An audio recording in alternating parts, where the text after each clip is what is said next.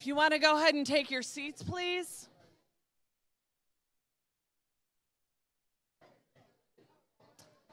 Good morning, everyone. I want to go ahead and get started. I feel so weird without a watch. I lost mine, or not my good one, but the one that I wanted to wear with this, so we're going to fake it. If you can please go ahead and take your seats, we'll go ahead and get started.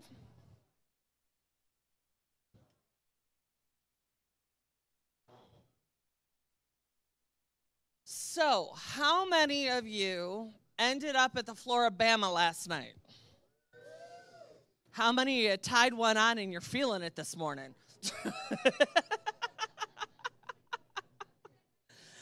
Okay, so quick, just so that I can get a gauge, how many of you guys are going to the beach party tonight? So, see, Chris, we got quite a few people. We're good. Okay, so a couple of things just to go ahead and start the morning. Today is about cross-selling. Do you have the right products in your portfolio? How do you do it? All of that fun and happy stuff. We are still going to use the Q&A, so if you have questions, I'm going to be looking at that on my phone. Ask Amanda Now is where you can go ahead and ask your questions, and then I will feed them to the people that come up on the stage so that way you have that. For the beach party is going to start at 5 o'clock. You want to arrive at 5 o'clock. Do not come early. You have parking passes. If you haven't gotten one at the door, if you go to the registration table, they do have the parking passes for the pavilion that we're at. We are at the Gulf Shores State Park.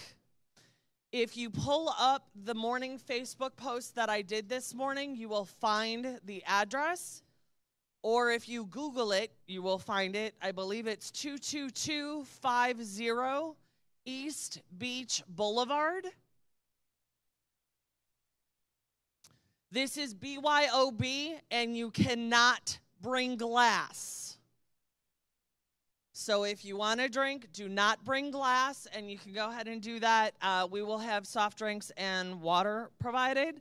It is a shrimp boil, and then we have, if you can't do the seafood, we have other things available for you to eat. And they've got some games and some other stuff. It is supposed to be absolutely beautiful this afternoon. I believe this morning when I checked, the high's supposed to be like 73, 74, so it's perfect. And I believe that's all the house code. Oh, somebody lost their glasses at Lulu's. I have them. They're at the registration table. Someone else lost their driver's license. That is at the Floribama. So, Mindy, if you're in here, it's at the Floribama. I tried to find you yesterday and couldn't find you. Other than that, we're going to go ahead and get rolling to start this particular module.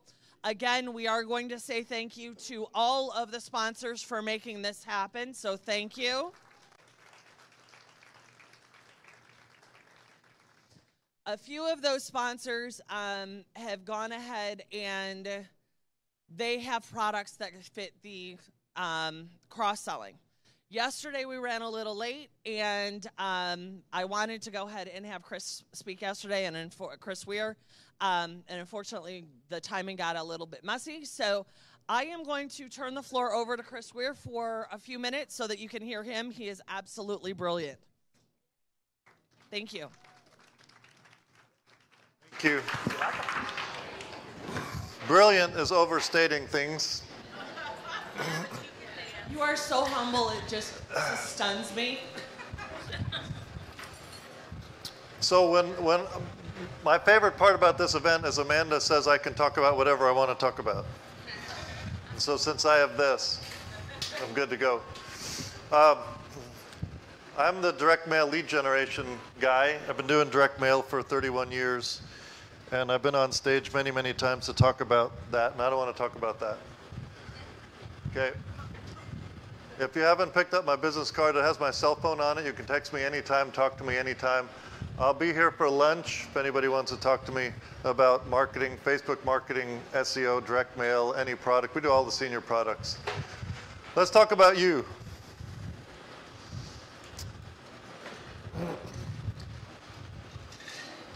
I will ask agents all the time what it is they do for a living, and they will tell me that they sell insurance. And that is absolutely not true, because most days you don't sell anything. But every day you're prospecting. Every day you're trying to figure out where your next appointment is. So you guys are actually in the prospecting business, not in the sales business.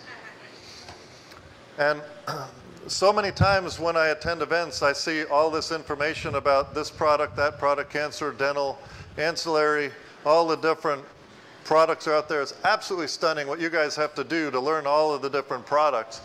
What I rarely see at the events is sales training. For those of you who are recruiting, bringing on agents, and showing people how to make a living, let's don't forget about the nuances of sales training. I will tell you, a few years ago, I told my wife that I wanted to have the garage done in that really cool spackly stuff. I had cracks in the garage. And my wife looked at me and said, please don't spend money on that. And I said, but I already have somebody coming out, and I want to get the garage done in that new fancy cool stuff. She said, please don't spend money on that. So this young man came out and he did this whole presentation on the floor, and he was spot on. He knew everything about his product. He knew what it was going to look like, how long it would take to dry. He knew it all, and he really landed the plane. I wanted that product, but I had a problem. Bonnie, I had a problem. I could not buy that floor without disrupting some other factor in my life. But I was rooting for that young man to do one simple thing. He had a clipboard and he had written down everything he told me. Remember, sales training. I'm a salesperson. And I was rooting for that young man to do one simple thing. Just turn that clipboard around. See, he didn't have to ask me for the sale. He didn't have to say the words. All he had to do, and I was rooting for him. If he'd turned that thing around, things may be a little different in my life. But it was as simple as that. He knew his products. He was ready to go. But nobody gave him that one piece of sales training. If he'd turned that clipboard around, I don't know how I wouldn't have signed it. I was rooting for him, but I was sweating in my boots at that moment. But he let me off the hook. He never turned it around. He said, call me when you're ready, and he drove off. Well, of course, I didn't call him back. Sales training is as simple as that.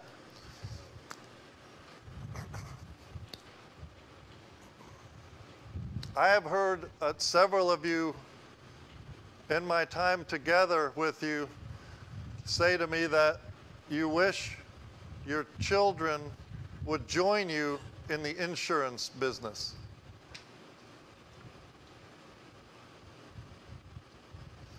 And I'm here to tell you I'm in marketing, and you're misrepresenting your business.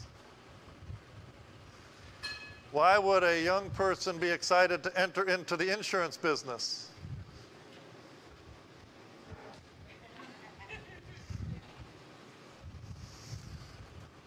Let me remind you that you guys are salespeople. My favorite people in the world are salespeople. Say anything, do anything, confident. Turn that form around and ask for the signature.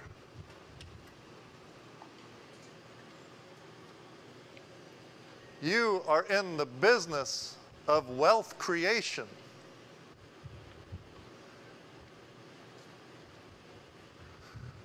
You could sell anything. I'm in the direct mail business. I sell direct mail.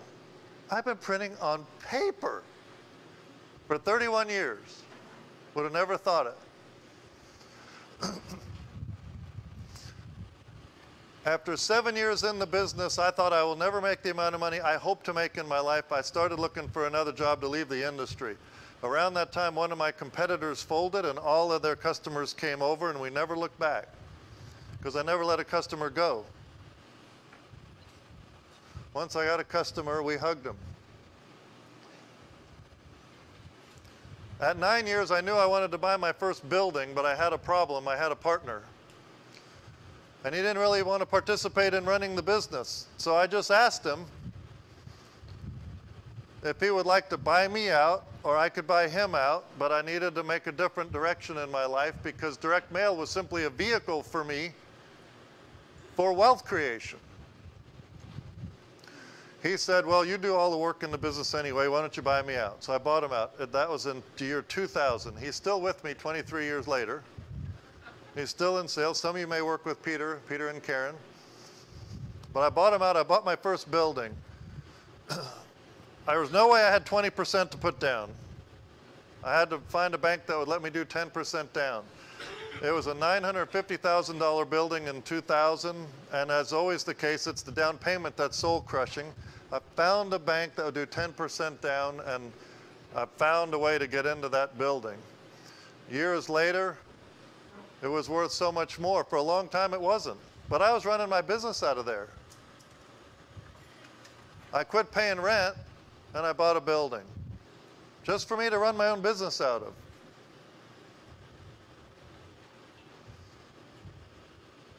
When I was ready to sell that building, I had bought some stock in a company called Tesla when it was $38. I called my money guy and I said, I want to buy a Tesla. I want to buy $200,000 worth, which was all I had in the whole wide world, and I wanted to put it in. And he said, no, don't do that. Don't do that. And I said, okay, all right. I pay this guy money and so I waited a week and I called him back and I said, listen, if that thing goes through the roof, I'm going to fire you. And if it sinks all the way down, well, you did your job. You told me not to do it, so it's on me. So I said, let's find some happy medium. He said, okay, how about if you do 1,000 shares? I bought 1,000 shares at 38. I rode that to 292, where it sat for a while. I sold that and I bought my next building, the building I'm in now. It's a $2 million building, but I still only had 10%. I had to find the right bank. I got in my next building. When I did sell my old building, I wanted to buy another building, but it didn't quite work out, and so I put those proceeds in a little company called Tesla. By then it was at 400. Split 5 ways and it just ran through the roof. I'm not saying to buy Tesla. I'm saying be aware, right? I put that money back in the building. I found that the building I bought for $2 million after I put a solar panels array on it was worth $4 million. So I had $2 million in Tesla. I had $2 million in my real estate. I refinanced the $2 million out of my real estate, took the $2 million out of Tesla before that guy broke his own company. And I bought a $13 million building.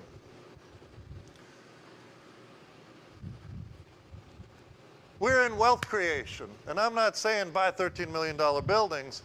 I'm saying, when will you buy your first building just to run your own business out of it?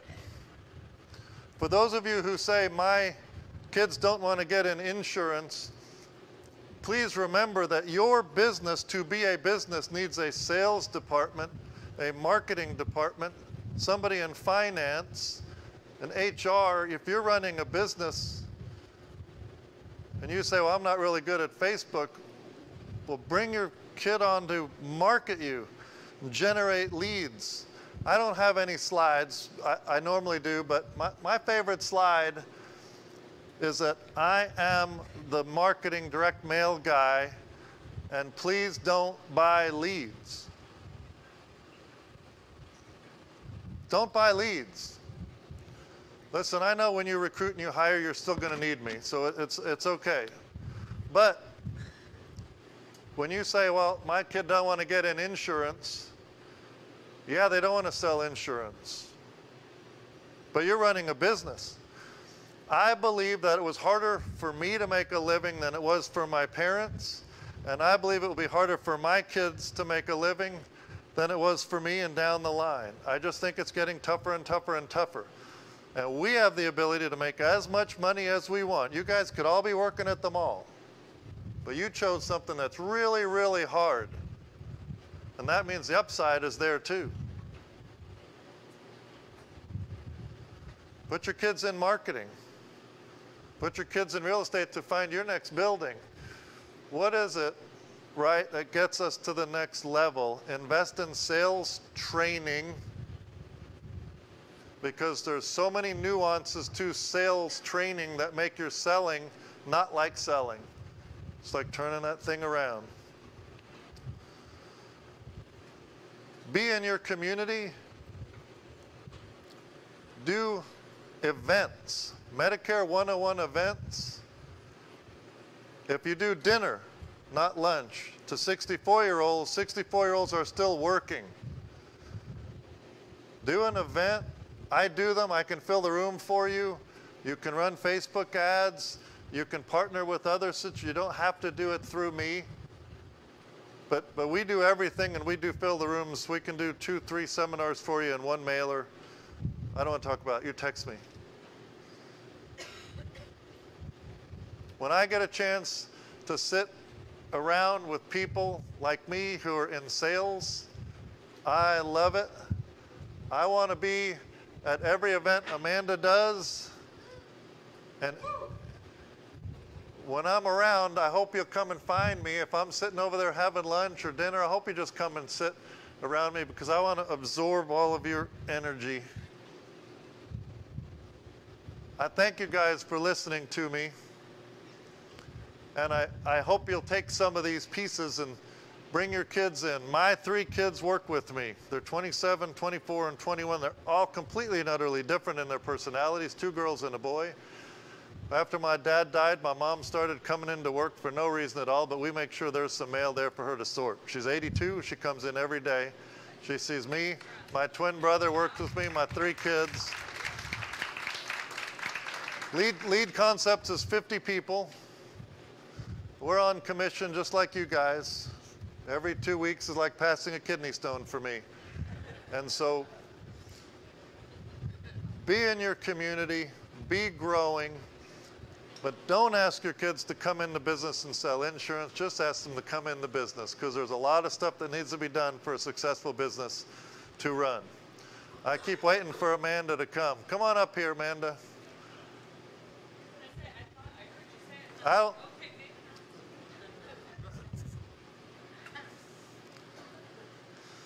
Let's keep us on time. I made my point. I will say one more story. I was asked to speak at the Fort Worth Association of Health Underwriters last year.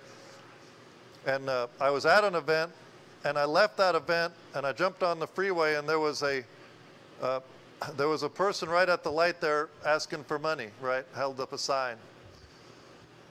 And then I got around town to where the event was at, and there was somebody walking on the freeway with a grocery cart.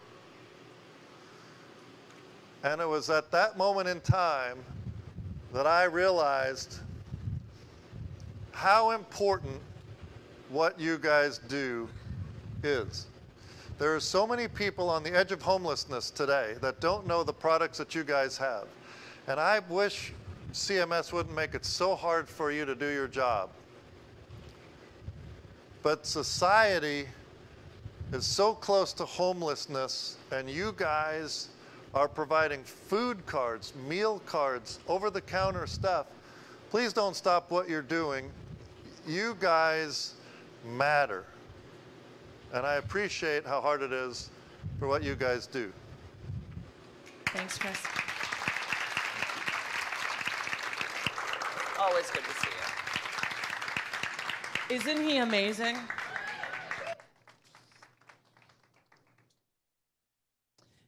he will always have a near and dear place in my heart, because my first conference that I did, he's one of the first people that I shared my vision with and said, game on, let's do this. Let's make this happen. If he didn't believe in me the way that he does, we wouldn't have the things that we have with these types of events. So thanks again to Chris. And see, I made it on stage, didn't share the stories. He turns colors when I do it. Okay, so we are going to start rolling into content. First one up is going to be Humana. And I'm going to ask Matt to come up and talk to you about MedSups, which the reason why I'm doing this is actually I've had quite a few agents that have asked me and said, you know what? I need to get a better understanding on it. A MedSup's a MedSup's a MedSup. A G is a G is a G. Well, what is the difference between those? Why would you sell one over another? Why is it, if they're all the same, how do you choose? And I don't really understand where the fits are.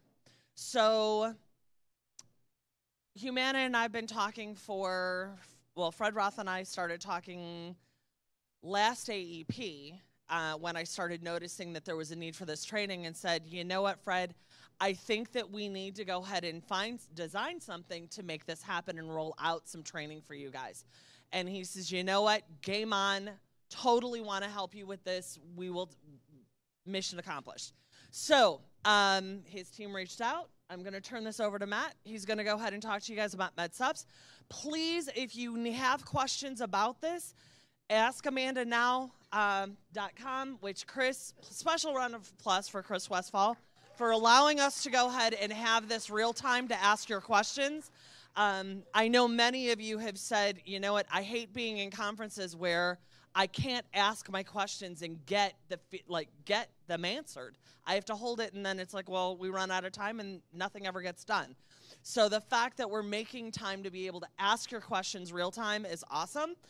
And just as a side note, the questions that you ask, or as you think of them, you do not have to be specific onto the topic that we're talking about.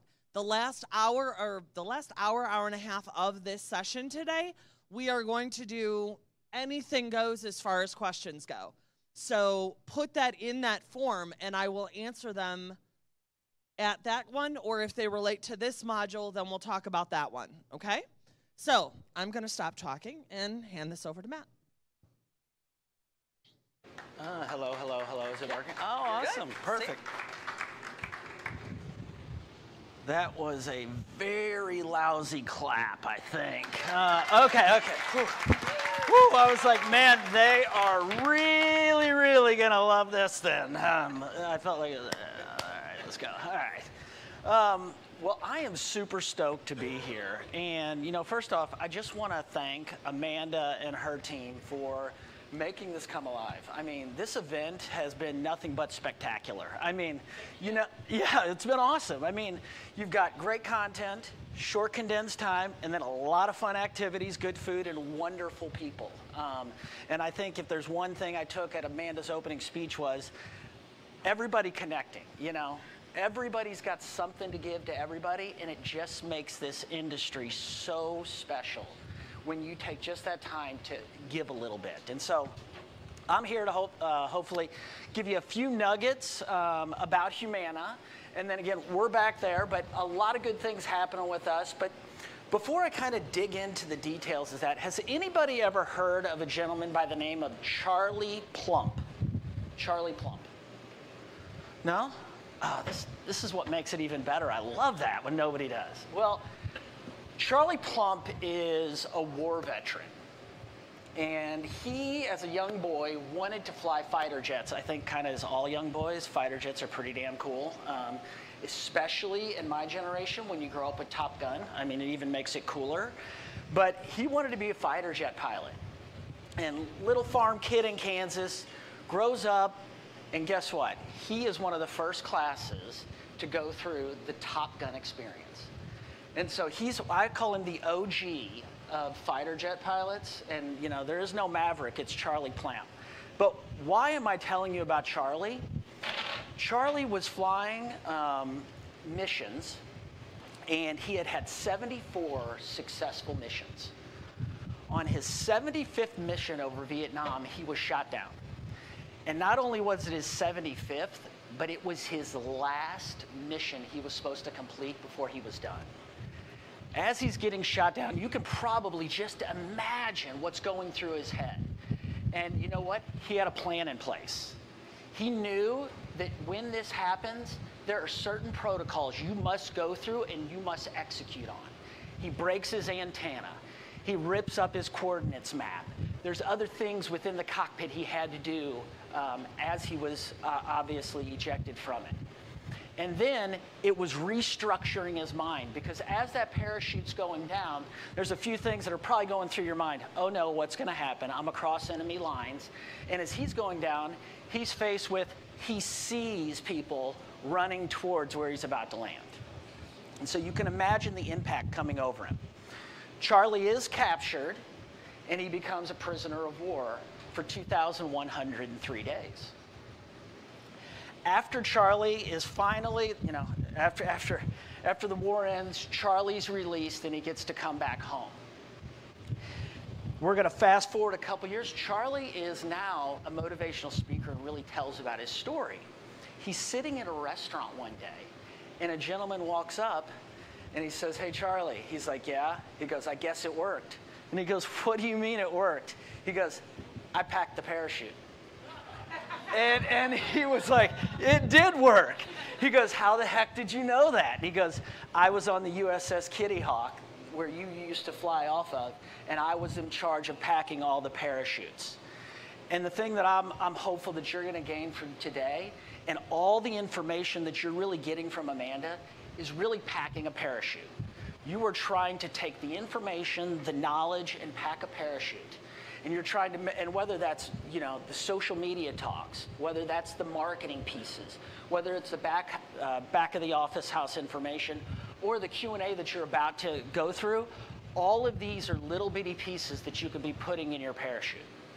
So, with that being said, I wanted to pack yours with a little bit of Humana.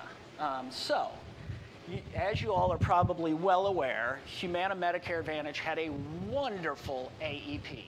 And you know what? We are in a really strong position to be able to exceed goals and targets in our Medicare Advantage for 2024.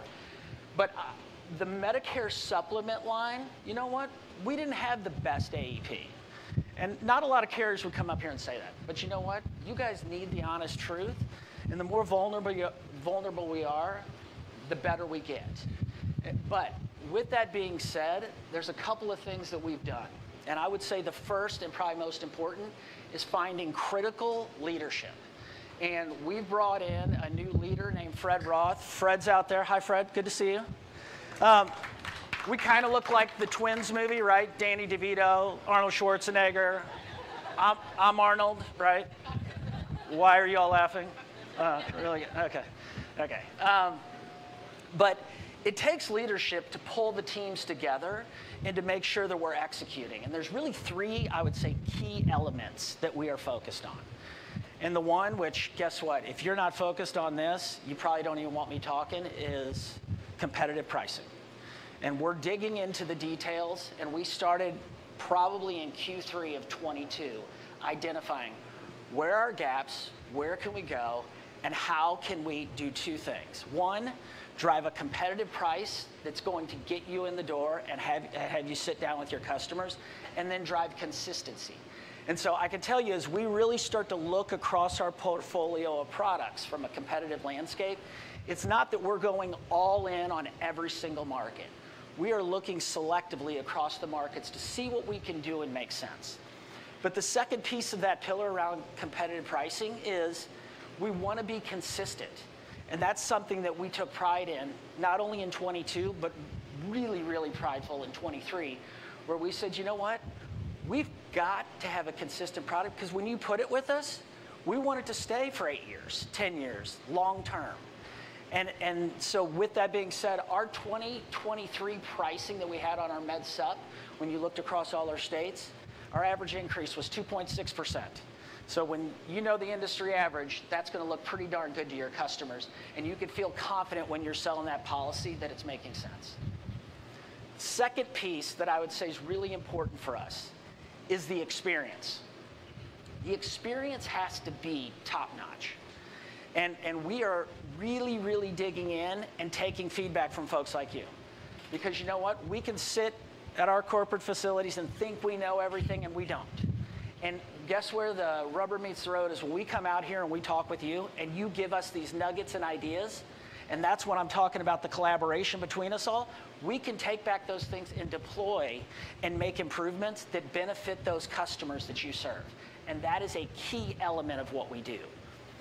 The other piece is understanding the products and services of the carrier that you want to do business with.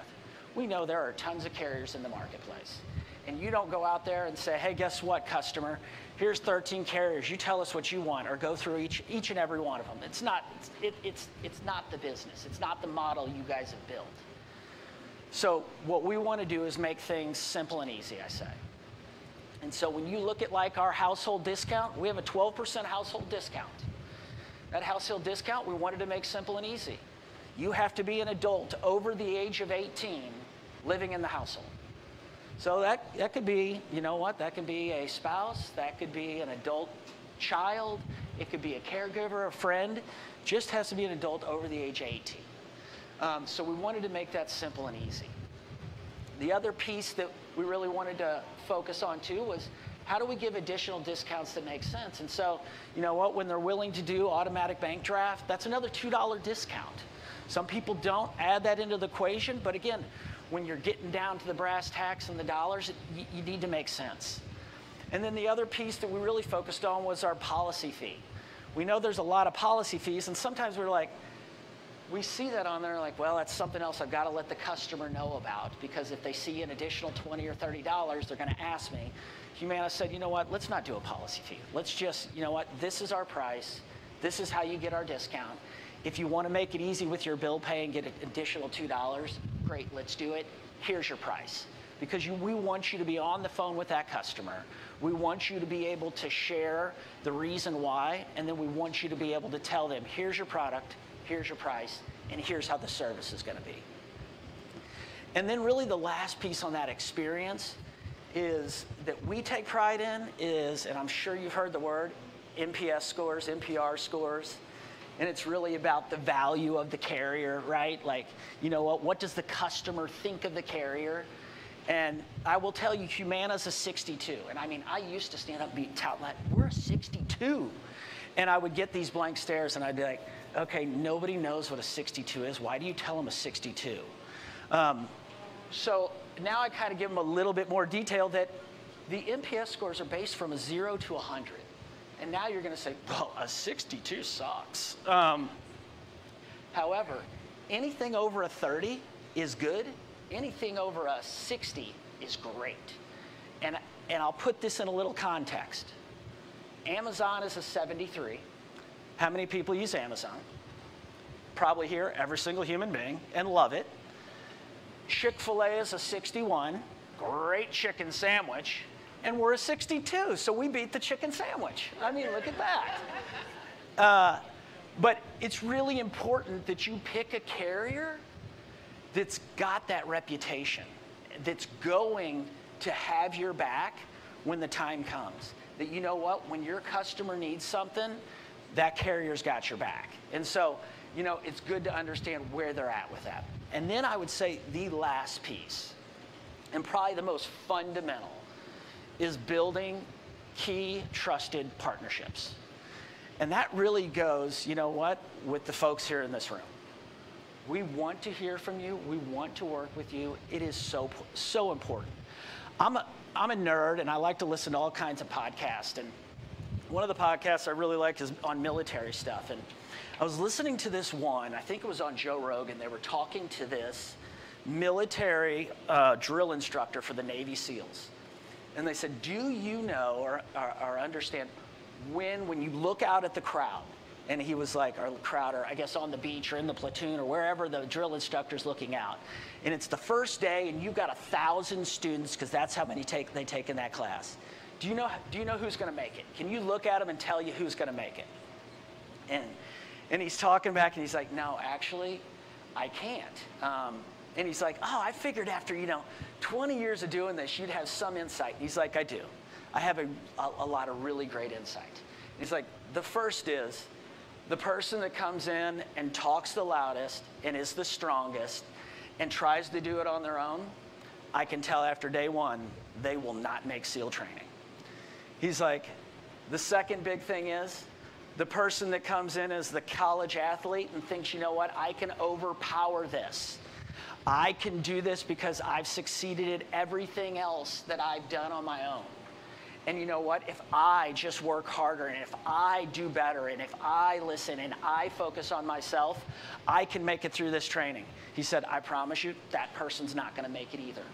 He's like, the person that I see, and it's usually by the second week that I know, as they're going through Hell Week, which is a 5-day, 120-hour week where they sleep about 4 hours. He's like, and they're on the brink of quitting. And they've got nothing left to give, and they still got 3 days left. He's like, and they want to come ring that bell. The first thing they do is they look to the person to the right or the left of them, and they say, what can I do to help you? And I think that that's what this conference has done. I think it's connected all of you, all of us, to be able to reach out and say, hey, what can I do to help you? And I will tell you, that's what Humana's doing here today. So I know I've probably met my 15 minutes, but I really appreciate your time, and please stop by and see us.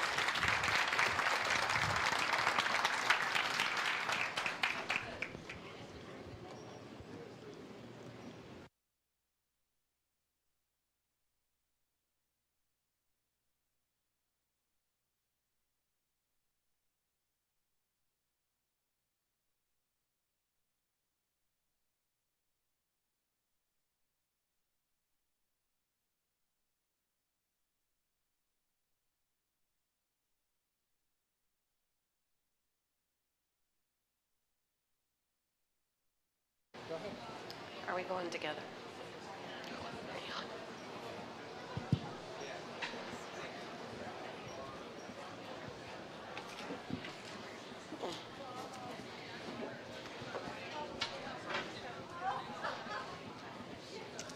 So the next speaker that's coming up, who is with me, is Melissa.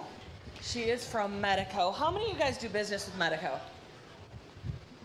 Okay, so we've got some new people to go ahead and learn about their products. Guys, many of you that work with me or have followed me for years have heard of a term that I use pretty frequently. It's called back pocket. I refer to it as back pocket products. How many of you heard that from me before? A handful. Okay, so what that is that I have, because let's face it, you have a bajillion and one different products that are at your disposal to figure out what you sell and what you should lead out with, okay? And specifically to hospital indemnity, Medico is one of the 2 back pocket hospital indemnity products that I recommend that you have in your portfolio. So this is on my short list. So I am going to turn this over to Melissa, and actually we're running a little bit ahead of time, so you got about 20 minutes to just roll through. And she is going to tell you about their product portfolio. Take some notes. Pay some attention to this. It is definitely worth your time.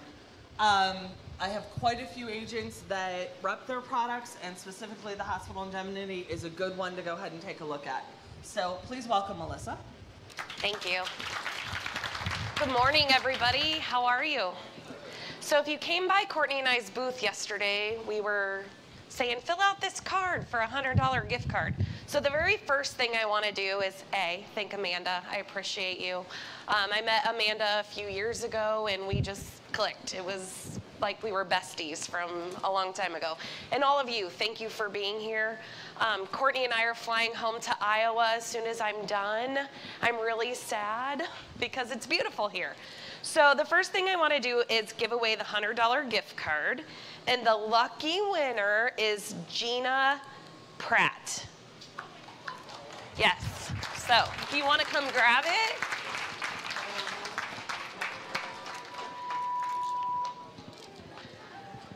I'm not a newbie, I promise. Sorry, I didn't mean to stand that close. So, all right, good morning. My name is Melissa Gwinnett. I am a National Sales Director at Medico. Some of you guys are probably like, who's Medico? Okay, so just some stuff that I want you guys to know. If you're appointed with us, you probably receive 1,000 emails from us a week, okay? You do? Exactly. So do you read them? Yes. Oh, perfect, good job. Okay, because most agents I talk to, they're like, yeah, I seen you send an email, but I didn't read it. Like, don't blame you. Totally get it, okay? So Medico, first and foremost, is having a name change June 1st, okay? So we will no longer be Medico. We had this firm come in, and it took years, and the name that was finally settled is Wellabe. W-E-L-L-A-B-E. And the logo that you're going to see is the 2 L's, okay? And why they did that is, some of you probably don't know this, but with our company, we have a pre-need side, we have a final expense side, and then we have the health side, what I do. So we want to unify as one, okay? And what that means is we will always be there for the client. Okay, at the time of, claim for health, if it's a pre-need, if it's a final expense claim, we will be there, okay? So that is one thing I want you guys to know, okay? So Medico has been in the business a very long time. We've been in the market since 1930. Just to give you a little bit of information, I've been with Medico 23 years, and I know you're looking at me, and I started when I was 12, okay? So Medico is not new to this industry at all, okay? The coolest thing about Medico is we have 2 offices, and they're both in the Midwest. One is in Omaha, Nebraska. The other is in Des Moines, Iowa. If you call in, have any of you ever called in? Did you get help immediately? That's cool, right? You can call in, and you can talk to somebody in customer service, underwriting, claims. You have access to an entire sales team as well. Okay, so welcome, you now have me. I don't know if that's a good thing or a bad thing, but you've got me if you've got questions. Amanda knows all my information. If you need help, many of you I've already helped, okay? So the next thing is our product portfolio. What do we all have? So today I'm really gonna hone in on hospital indemnity, but Medico has a Medicare supplement that we've been in the market since 1975. The next important thing that I want you to know, as of April 1st, on our e-application, which by the way is super simple, you can do an application in 5 minutes, you no longer have to ask your clients for their drugs. So you know when they pull out their index card and you gotta type in all those, that's gone. Okay, we're doing that on the back end, so we wanna make the sale for you even quicker, so you no longer have to put their medications in for Medicare supplement, okay? The other product we have is a standalone cancer plan. Cancer is important. I always say, as insurance agents, whether you knew this or not, but when you took your test, okay?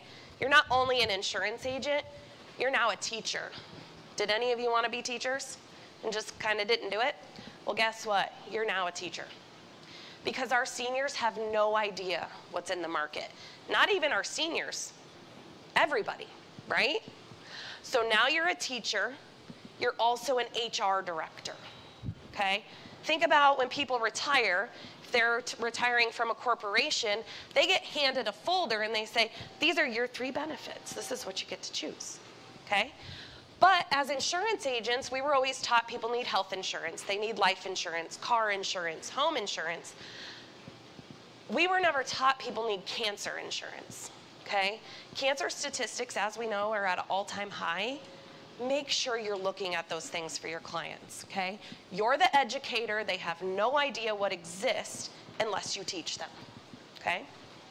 So the other product we have is dental, okay? Yesterday I heard somebody up on stage slamming dental. You know, the biggest thing is when people retire again, they don't know that Medicare doesn't cover dental. It's your job to educate them, okay? Medico has first day coverage on everything, including major services. Our premiums range, no matter how old your client is, you can target 18 to 89. Our premiums run from $36 a month to $49 a month, okay? We have a couple unique riders that nobody else in the industry has. The one that we sell 70% of the time is a carryover benefit rider, okay? So if your client doesn't use all of their benefits, they can roll it over that next January 1st. Just on the dental, yep, okay? So the next thing I want to ask, how many of us sold Medicare Advantage plans during AEP? Or now, okay? My next question is, how many of us cross-sold a hospital indemnity? Okay, so that's more than normal, so good job, okay? So the product I really want to talk about is our hospital indemnity product, okay? Because again, those 1,000 emails that we send, and yesterday at my booth, I probably heard 10 times I had no idea you guys had a guarantee issue. Did any of you know we have a guarantee issue period on our hospital indemnity? No hands? That's scary. You do, okay. So, Medico has a guarantee issue period. What does that mean? If you have a client that is between the ages of 64 and 67, they automatically qualify for a policy. No health questions asked, automatically qualify, okay? 64 to 67. All states, okay? So some of the questions we need to be talking, and actually I get asked all the time, how do I talk about this product? It's very simple, okay? You're the teacher, your client doesn't know what they need, you just tell them about it. Okay? If you are selling a Medicare Advantage plan, you absolutely should be pairing it with a hospital indemnity. What does the hospital indemnity do? If they go into the hospital on a Medicare Advantage plan, they have that out-of-pocket maximum. If they go in the hospital, they have to pay so much per day. In Iowa, where I'm from, it's $325 a day for 6 days. Okay? You do the math. And why do people want Medicare Advantage plans? Cost. But can they afford to be in the hospital multiple times? No, okay?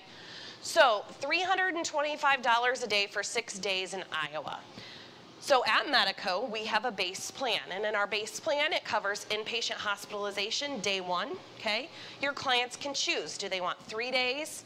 Do they want 6 days, 7 days, 8 days, 9? We do 10, 21, 31, okay? The most common is 6 days because it really fits that Medicare Advantage plan, okay? And not only is this just for your Medicare agents, guys, I own this policy. It's for anyone ages 18 to 85, okay? So I own this plan. So not only is it the inpatient hospitalization, along with that, they just have to decide how much they want Medico to pay. It's anywhere from $100 all the way to $600, $25 increments. So they need to figure out how much they want us to pay for how many days. After that, they get 4 additional benefits automatically built in the base plan, okay? And what that is it's emergency room benefits. So if your client has to go to the emergency room, we'll pay $150 up to 4 visits per calendar year, okay? The next one is 100% observation. Have you guys ever had a client have an issue when they thought they were inpatient and they were actually in observation? Okay, it was a big issue. With Medico, we pay 100% of their inpatient benefit, even if they're in observation for 6 days, okay? The next benefit is inpatient mental health. We all know that there's a mental health crisis, right? This is not a secret. So on this plan, built in is $175 a day, up to 7 days per calendar year for inpatient mental health. And the last benefit, and I know a lot of you guys are from Ohio, but if you're selling in rural communities, it's transportation and lodging. Basically what that says is as long as your client is traveling more than 50 miles from their residence to receive inpatient treatment, Medico is going to pay them an additional $100 per day up to 10 days in the hospital per calendar year. So that's a $1,000 benefit built in the base plan simply because they've traveled more than 50 miles from their residence. What's that help pay for? Gas money, food money, parking garage fees, a loved one's hotel room if they're not staying in the hospital, okay? So that's all in the base plan. Now I know someone's gonna ask me, well, what's the cost of that? Have any of you guys been through Jimmy John's drive-thru lately? No hands? No one eats fast food in this room? Not really? Okay. So the base plan for a 65-year-old female is less than $14 a month. Okay? So I always tell agents, it's one less time through a drive-thru. Well, my client can't afford it. Well, can they afford Starbucks? Can they afford fast food? It's one less time, and they are covered to help pay that out-of-pocket maximum, okay, and if they're in the hospital. And by the way, inpatient benefit, it's just not once a year and done. So if the client follows the Medicare benefit period, they're in the hospital, they get discharged, they go 60 full days out of the hospital, guess what? Medico resets their full benefit back to them. In an awful world, I used to say in a perfect world, but it would be awful. Your client can go up to 6 times per calendar year and be paid on a $14 a month benefit, okay? Then we have 7 different riders. Is every client gonna buy every single rider? No, they're not, and that's okay. But what's not okay is we're not talking about them, okay? There's an ambulance rider. That's less than a Starbucks coffee, okay? There's a cancer rider. On a Medicare Advantage plan, if your client gets cancer and they have to have chemo, can they afford 20% until their out-of-pocket's met? Our cancer rider is a lump sum benefit less than a McDonald's value meal and price every month, okay? It pays them a lump sum, yes? Is the cancer rider guaranteed as well? It is. Sorry. Her question was, is the cancer rider guarantee issue as well? And it is. Okay? All of the riders are also guarantee issue if they fall in 64 to 67. So what it does is it pays a lump sum benefit. It's either $1,000, $2,500, $5,000, $7,500, or $10,000. I highly encourage you sell that product, the rider, especially if they're on a Medicare Advantage plan. Okay? Is the premium fixed? The premium, great question. So her question was, is the premium fixed? And it is. Okay? So just because they age doesn't mean that their price is going up. Okay? So, but the only thing is if we ever had a statewide increase, they might get whatever that percentage increase is. But I will tell you in 2019, we took a 20% decrease. Okay? My insurance company never calls and tells me, hey, your premium's going down. We did that to all of our customers. Okay? So, I always hear, I need to just start talking about it. Talk about it. You will sell it, okay? Most people can afford anywhere from $14 to $25 a month. Our average premium is about $25 a month, okay? I own it. My premium is $14 and I own 2 riders and the whole base plan, okay? So think about yourselves. You're your best client, right?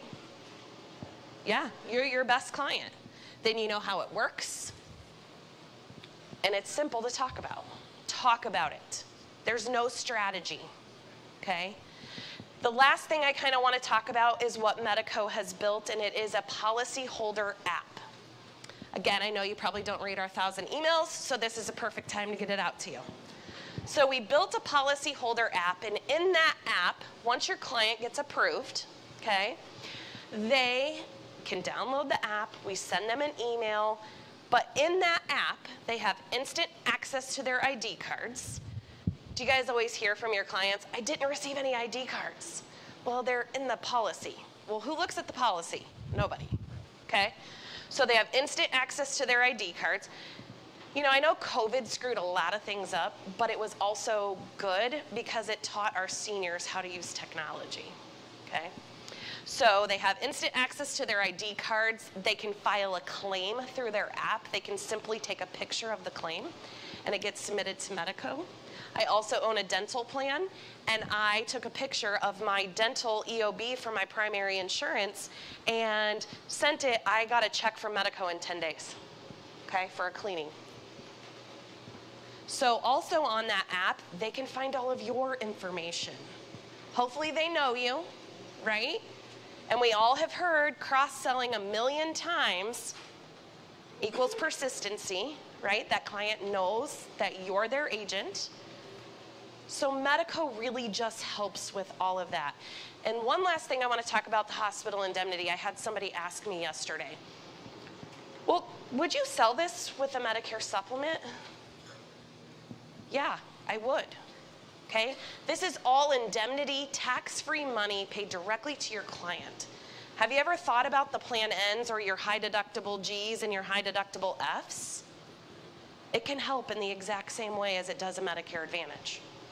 Okay, we don't coordinate benefits. We don't care what other insurance they have. And if they're outside of that guarantee issue period, guys, it's 9 short health questions. And the first one I always giggle at. I said someone in sales had to come up with this. So the very first question on the application, because we go down to age 18, is, are you pregnant or undergoing infertility treatment? Well, if you're sitting across the table from a senior or a male, that's pretty funny, right? And we're like, yeah, we got to ask the question, sorry. And we all laugh, okay? But we want to just know major things. Even if you have a client who's outside of the guarantee issue period and they're an insulin-dependent diabetic, we will take them as long as they're not using more than 50 units of insulin per day, okay? And then we're just looking for an example, cancer. If they're outside of the GI period, on the cancer rider, we only ask about cancer treatments and diagnosis in the last 12 months, okay? My mom passed away just a couple weeks ago, but she was a 2-time breast cancer survivor, okay? When we rolled out this, she qualified for the policy, and she also got the cancer rider. Thank the Lord we never had to use it, but she qualified, okay? So any of your clients that you know that are out there that have a history of cancer, you know, maybe it's been 5 years, 10 years, if they have family history, talk to them about it, okay? It's a word that nobody wants to talk about, but it's so important that we're talking about it, okay? All right, I think my time's probably up. Yeah.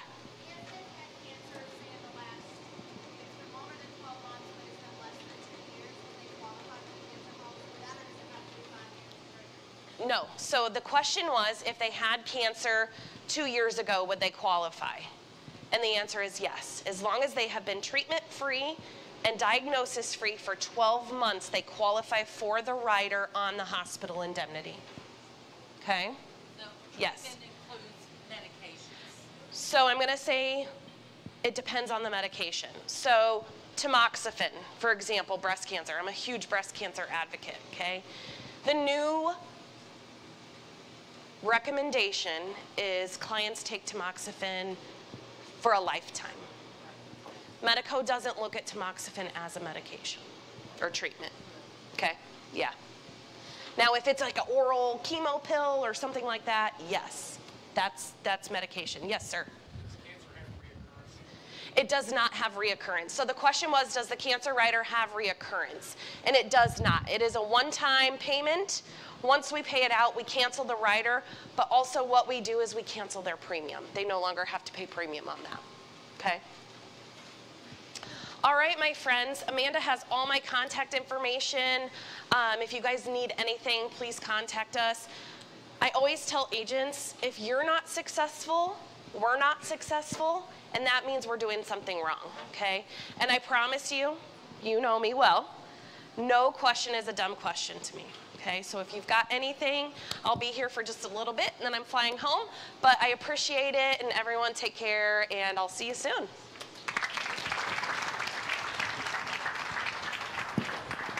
Thanks, Melissa. I'm not walking up these stairs. You good too. So the next speaker is is going to be mic'd in a second. So I guess I am coming up on the stage.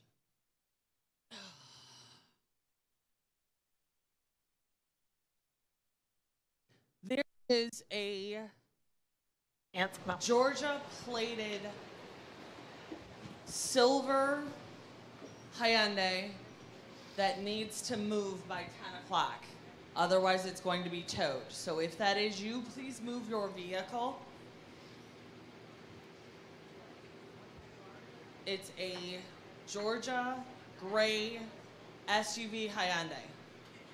Winner, winner, chicken dinner. Okay, awesome. Would hate to have that happen. So the next one on deck is Miss Mariana, who is one of my favorite people. She has energy beyond. You have to promise me something. Sure, maybe. Don't land your ass in the hospital at this one, since that's what happened after the last You know, one. I go so hard at these things, I end up in the hospital for 35 days after I finish an Amanda conference. Can we not do that? You scared the shit out of me last time. So please welcome her. I'm glad that she's back. She's healthy, she's fun, she's awesome, and totally knowledgeable. This is Miss Mariana. And I'm going to turn the floor over to her so that way she can talk to you about Liberty Bankers. Thank you, Amanda. Good morning, everybody. How are y'all doing this morning? If you found my voice, it's at the Florida Bama, so please, I need someone to go by and get it for me. I told Amanda, I said, I'll talk as long as my voice lasts, which may not be very long today. So, hi, I'm Mariana Jones. I'm the Senior Vice President of Medicare Supplement at Liberty Bankers Insurance Group. How many of you are familiar with the Liberty Bankers family of companies? Anybody? Wonderful. So, we are a company of 6 different product lines.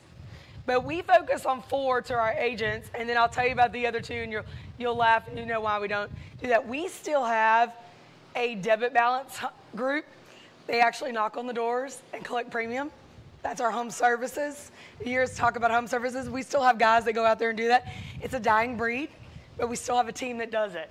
We also have a pre-need division that I don't talk about, but we do have pre-need also. But what I talk about, of course, is Medicare Supplement. We have 2 Medicare Supplements rolling right now at the exact same time in 33 states. So I'm busy. As Amanda said, I'm on the road all the time. We're always talking. But this year, we're also focusing on the other products, because what I'm finding is as I go out there, you guys cross-sell. You're doing a great job of it. And we're missing an opportunity not telling you about the other products. Because you've went out and you've sold a Medicare Supplement to a client that's a Liberty Bankers Insurance Group product, American Benefit Life or Capital Life. And now you have the opportunity, why not talk to them about our final expense products that we offer? We offer annuities with some of the best rates out there right now and great liquidity. We also offer cancer, heart attack, stroke plans. And guess what's coming this July? A hospital indemnity plan. You ask for it, we're bringing it to you. All of that is all under one portfolio of Liberty Bankers Insurance Group. Now, a lot of you have known me through the years, and people ask me the questions, I always bring it up. What brought you to Liberty Bankers? You launched a MedSup that everybody knows years ago, and you came back over at Liberty Bankers, couldn't figure out why you came. Because the MedSup's a MedSup, right? It's all the same. I came over here for the technology. They had technology on their final expense side that blew my mind, and they were bringing it over to the MedSup. So 3 years ago, we launched Capital Life Medicare Supplement product across the country with the technology that we called on-the-spot underwriting. Red, yellow, green. Red, you've been declined, we're sorry. Green, you've been accepted. Yellow was like what everybody else does now. You're going to need to make a phone call, and we're going to get the underwriting. Well, guess what? You guys gave us the feedback and said, Mariana, I've already been in that house for 30 minutes. I've done my needs analysis. I'm tired. I don't want to hold on for an underwriter on the phone to get an underwriting decision in 30 minutes. That's what our time frame was. So I went back to operations. I was like, hey, guys, y'all have all kinds of stuff. Is there a way we can eliminate the phone call? And the chief operating officer said, what if we made it a 3-minute process? The agent never has to pick up the phone. It's a completely digital underwriting experience. I'd only been here like a year and a half. I'm like, that's great. So in July of last year, right before I went into the hospital for the 35 days because Amanda's Miss Medicare was too hard on me. No, I had surgery. And so we launched a completely digital underwriting experience. So you as the agent now can complete a Medicare supplement application with full underwriting in less than 3 minutes with the American Benefit Life or Capital Life product. It is fast, easy, and streamlined. It's there for you. Take a look at our rates. Someone asked me, well, what do your rates look like? And I'm like, do you have your phone? So we have an app. We love apps, by the way. We have an app. We actually have an app out there that'll show you our rates. It's free at no cost to you. Anybody has access to it. You just have to type into your Google or Apple store, ABL Medicare Supplement. ABL Medicare Supplement. You can put in your zip code, male, female, tobacco user, non-tobacco user. I tell people all the time, though, with our American Benefit Life product, right now, our underwriting percentage between open enrollment guaranteed issue and underwriting percentage is at 89% underwritten. Wow, Mariana. Why? Because it's easy. It's fast. It's cheaper than what's in the house. That's how we sell this product. I tell people, it's cheaper than what's in the house. You can go in. I've heard some great stories. Some of our top agents in the country told me, Mariana, I went in and saved someone $80 a month on their premium. I said, well, what'd you do with the $80? Oh, I cross-sold. I sold them a cancer plan. I sold them an accident plan. I sold them a hospital indemnity plan. They went in and sold multiple products in the household, just going in with the fast, easy, streamlined underwriting. So I'm losing my voice as it goes, and I apologize to you guys. Any questions on Liberty Bankers or anything I can answer for you guys today? Anyone? Well, hey. Yes, ma'am. How about insulin? How many units? So we do not take insulin-dependent diabetics. If you want to see our drug list on that same app I just gave you, you can actually type in a drug. It will show you if it's red, if it's automatically declined. It will also show you if it's yellow, which would be the reason it could be declined. The one I give out all the time is furosemide. I travel all the time. I take furosemide. Furosemide is a yellow drug for us. It's a water pill, if anyone wants to know. It is declinable only if you have cirrhosis, kidney failure, or heart disease. I take it because this wonderful leg I have right here, it swells up about this big when I'm traveling. One doctor told me, well, you just need to walk on the airplanes every time. Have y'all ever tried to walk on an airplane? No, it's not gonna happen. It's not gonna happen. So I take furosemide. When I'm traveling like I have been this week, I started out on Sunday. I went to Dallas and I came over here. I've been in cars. I'll take 2 a day in days like that. Well, that puts me over our 40 milligram limit. So it also says if you take greater than 40, you're gonna be declined. So those drugs will pop up. One question I will tell you about the drug list, somebody goes, well, what if I put metformin in there, it doesn't come up? Does that mean you don't take, someone takes metformin? I'm like, guys, if the drug doesn't show up, it means it's a green drug. We couldn't put every drug in the U.S. in our drug app, okay? So it just means it's green, and we'll take it. So there are a lot of drugs out there that you won't see, but it's because they're green. Any other questions? Take a look at Liberty Bankers Insurance Group. Our website is lbig.com. Amanda has all my contact information. I will tell you guys the best way to reach me, though, is to text me or call me on my cell phone. I've been doing this for 20 years. You can find me. I answered questions all this morning. Last night, I was on the beach doing a call with an agent. Everybody's looking at me, and I'm sitting in the sand. I was just trying to make sure everybody got taken care of before I started enjoying the the lost voice activity that I did last night. I now know why. I'll just tell you guys, my mom used to, when I was in college, she would call me on Friday mornings to make sure I made it to class. And she's like, you went out last night. I said, how did you know? And I now know, as I'm 46 years old, it's because I lost my voice. Because apparently I think I can sing, I can talk, I can do everything with just a little liquid courage, apparently. So it does. So let me give you my cell phone number, guys, while we're here. That way you have me. It's Mariana Jones. It's the most basic name you'll ever meet in the country. My parents were really creative. And the cell phone number is 281-910-8894. I'm your MedSup girl, but guys, I will get you to any division, any department. We'll get you taken care of. And most of the time I can answer your questions on the other products just because I've answered them 100 times that day. So thank you guys for your time. I'm so sorry that I couldn't talk any longer, but I'm afraid that I'm not going to be able to do anything else today if I keep going. So thank you so much, and y'all have a great day.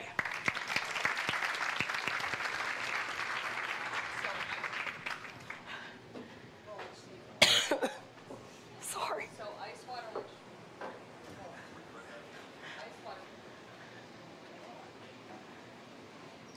You'd think that I'd learn how to actually use these damn things, you know?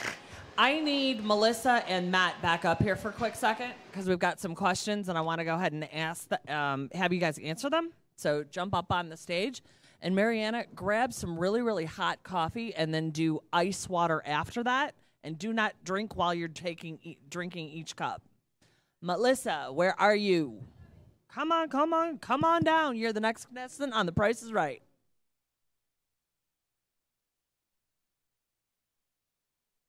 Yep, go on up.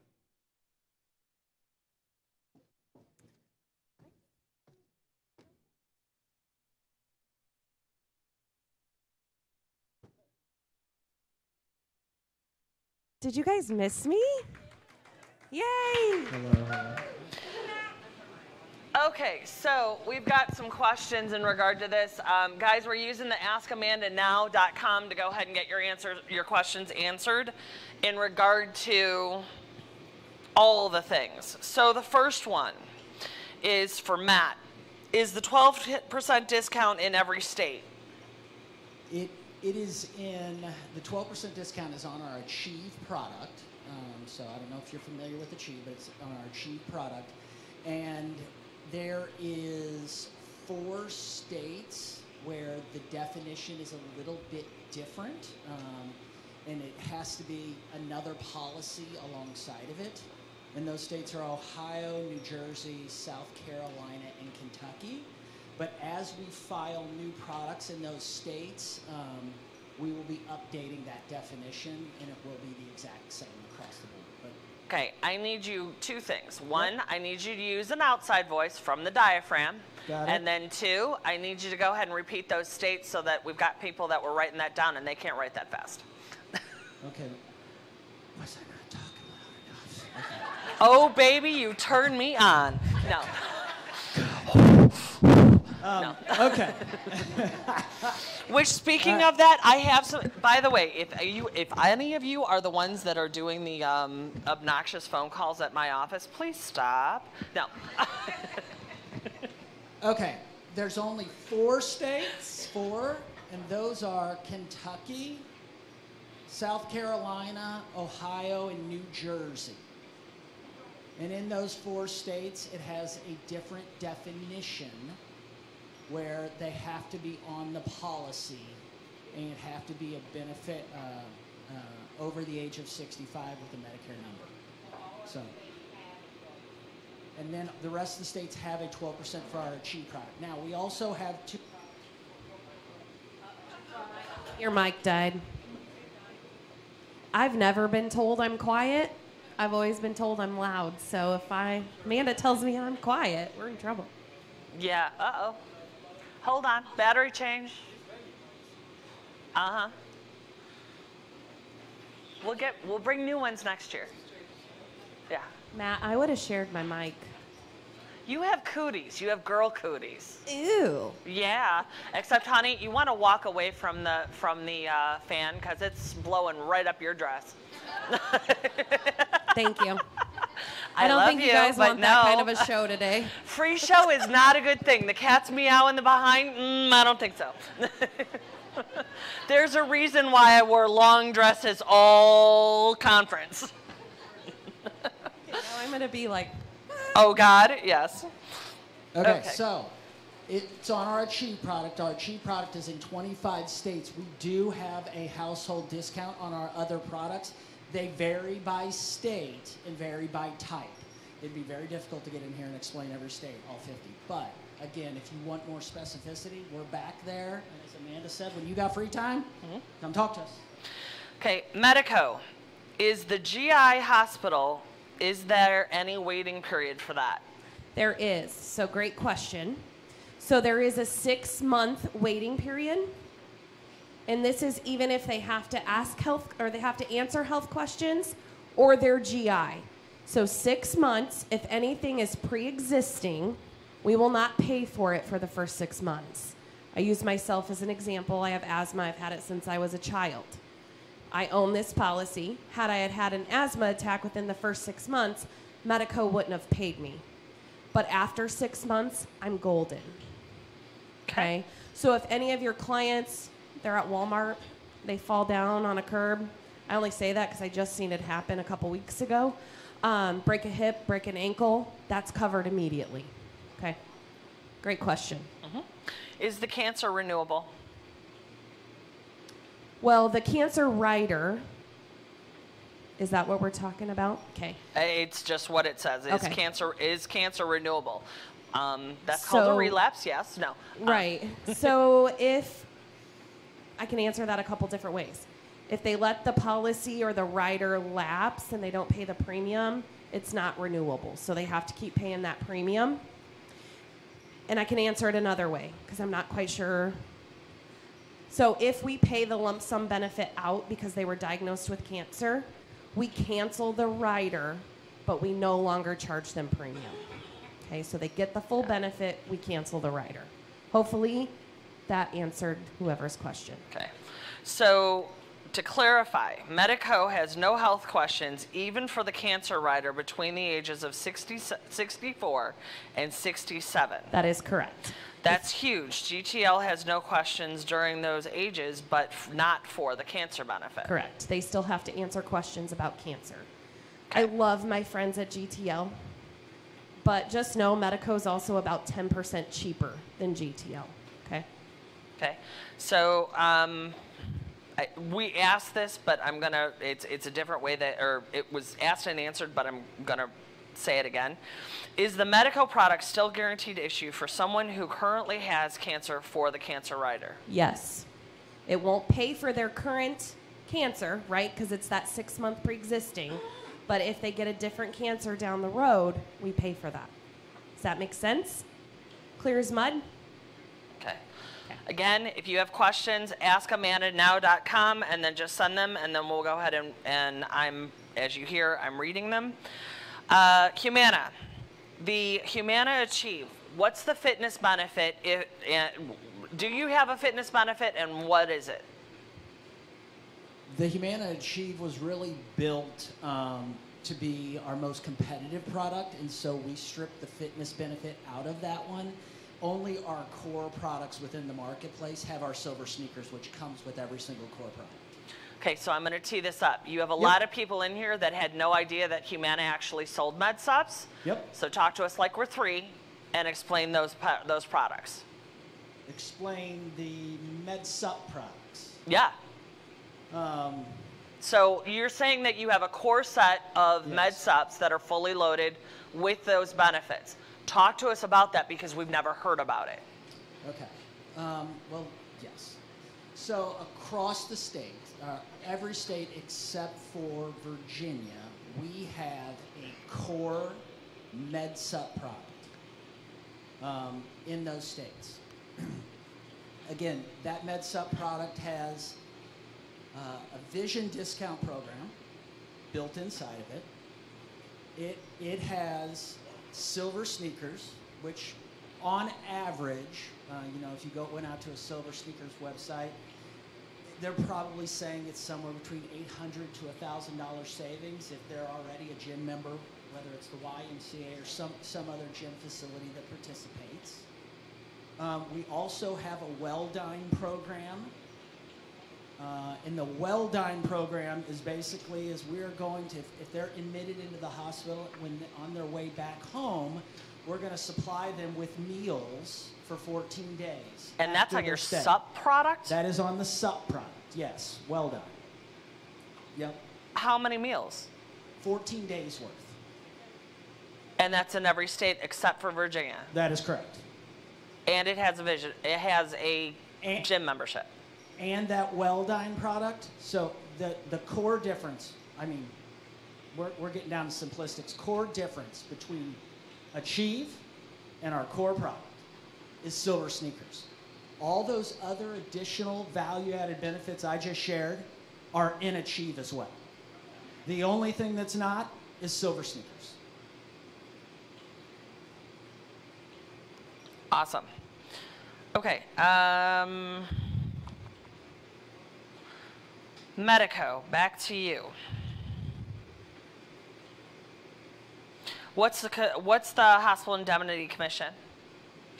So I don't get to talk commissions because I'd pay you the world and they would not like that. So if you're appointed with Medico, you can go to your agent website and you can look at the commission percentage. If you're not appointed, talk to your upline and see what contract level you'll be at, and they can help you with that. Okay. In addition, though, to commissions, just one thing I forgot. We're also running a bonus program.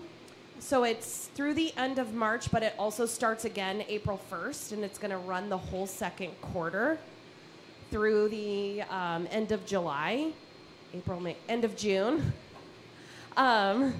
And if you write at least 5 hospital indemnities or cancer policies or dental policies, we're going to pay you an additional $50 per application on top of your commissions.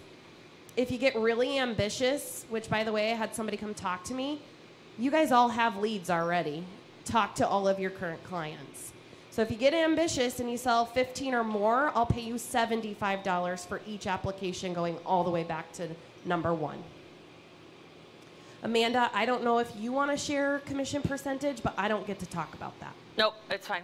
And that's just because we have different uplines in the room and different ways that people are contracted. So I'm going to respect the agency owners and the other FMOs in the room and go talk to your upline about this or your agency owner so that way they can give you that answer. Same thing as far as contracting. So if you need to get contracted with either of these carriers, contact your upline or your agency owner and say, hey, you know what, I need to add this to my portfolio mix, and they can go ahead and get you contracted with it. When we look at target time frame of when you want to look, now's the time to look. Do you have the right products in your portfolio? That's part of why I wanted to choose to do a cross-sell module in here is so that so many of you who don't have the right products can get them contracted, learn about them, get that digested before AEP.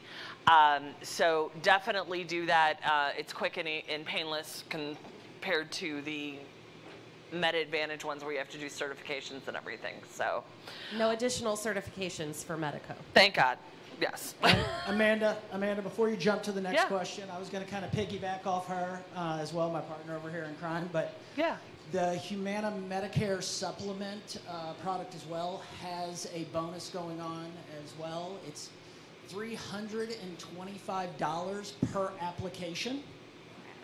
$325, and that's for Q1. And I just found out last night that we are going to continue to roll that forward into Q2. Awesome. The great thing about that one is, depending on the state, it could be for underwritten and OEP, which is a pretty big deal. And the other cool thing about it, wanted to make it simple and easy, you have to write one policy to qualify. And then every policy after that, you're still making $325, $325, $325. So there's no maximums to it. And what was that? MedSup. Yep. Yeah. Okay, and then actually, I just came through. Can you repeat the bonus for the Medico, please? Yes, absolutely. So all you have to do is submit 5 applications of any combination, whether it be hospital indemnity, the dental plan, the cancer plan. Once you send 5 applications to us, we start paying you $50 going all the way back to your first app that you wrote. So $50 for the first 5 to 14. After that, when you hit 15 plus, we will pay you $75 per application going back to number 1. Okay? Make sense? Next question is for you. What dental network does Medico use? Great question. So Medico's dental program, they do not have to use a network provider. They can go wherever they want.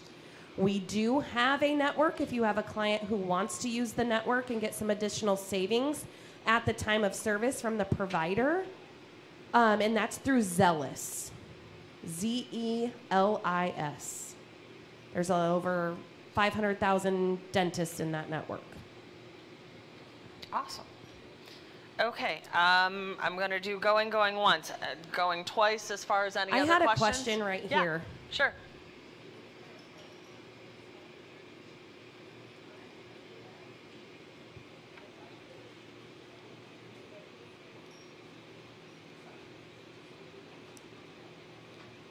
No. So you should be able to scroll through on that. So the question was, where do I find commissions? And so it's on mic.gomedico.com. Click commissions, go to commission schedules. And then you should just be able to scroll, and it should be additional pages. MedSup will pop up first. Do you see it? Yeah? Perfect. I'm sorry, what? Oh, the Medico agent website is MIC, not KEY. So MIC. Now I'm singing the song. I know, I'm sorry. .gomedico.com. It will change, but it'll be seamless for you. You won't notice anything different. Your contracts aren't changing. Nothing is changing. You will notice nothing different other than I will be in yellow. And I don't like the color yellow. And by the way, I did have a lot of people ask me for my phone number. So I'm going to piggyback off my friend Mariana back there. And I'm just going to give you my cell phone number. You can text me. You can call me. It's 712 310 6658. So 712-310-6658. I am national. I don't care where you live. Melissa, Melissa. Last name is Gwen taking a nap. Gwenap. GWENNAP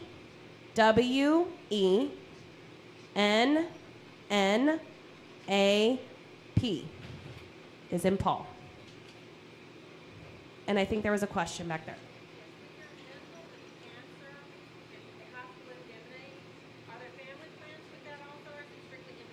So the question is, on our dental, our hospital indemnity, and our cancer plans, is it a family plan or are they all individual? They are all individual. However, on the dental plan, a client can add their spouse. The spouse gets their own benefits, but they get a 12% discount on their premium.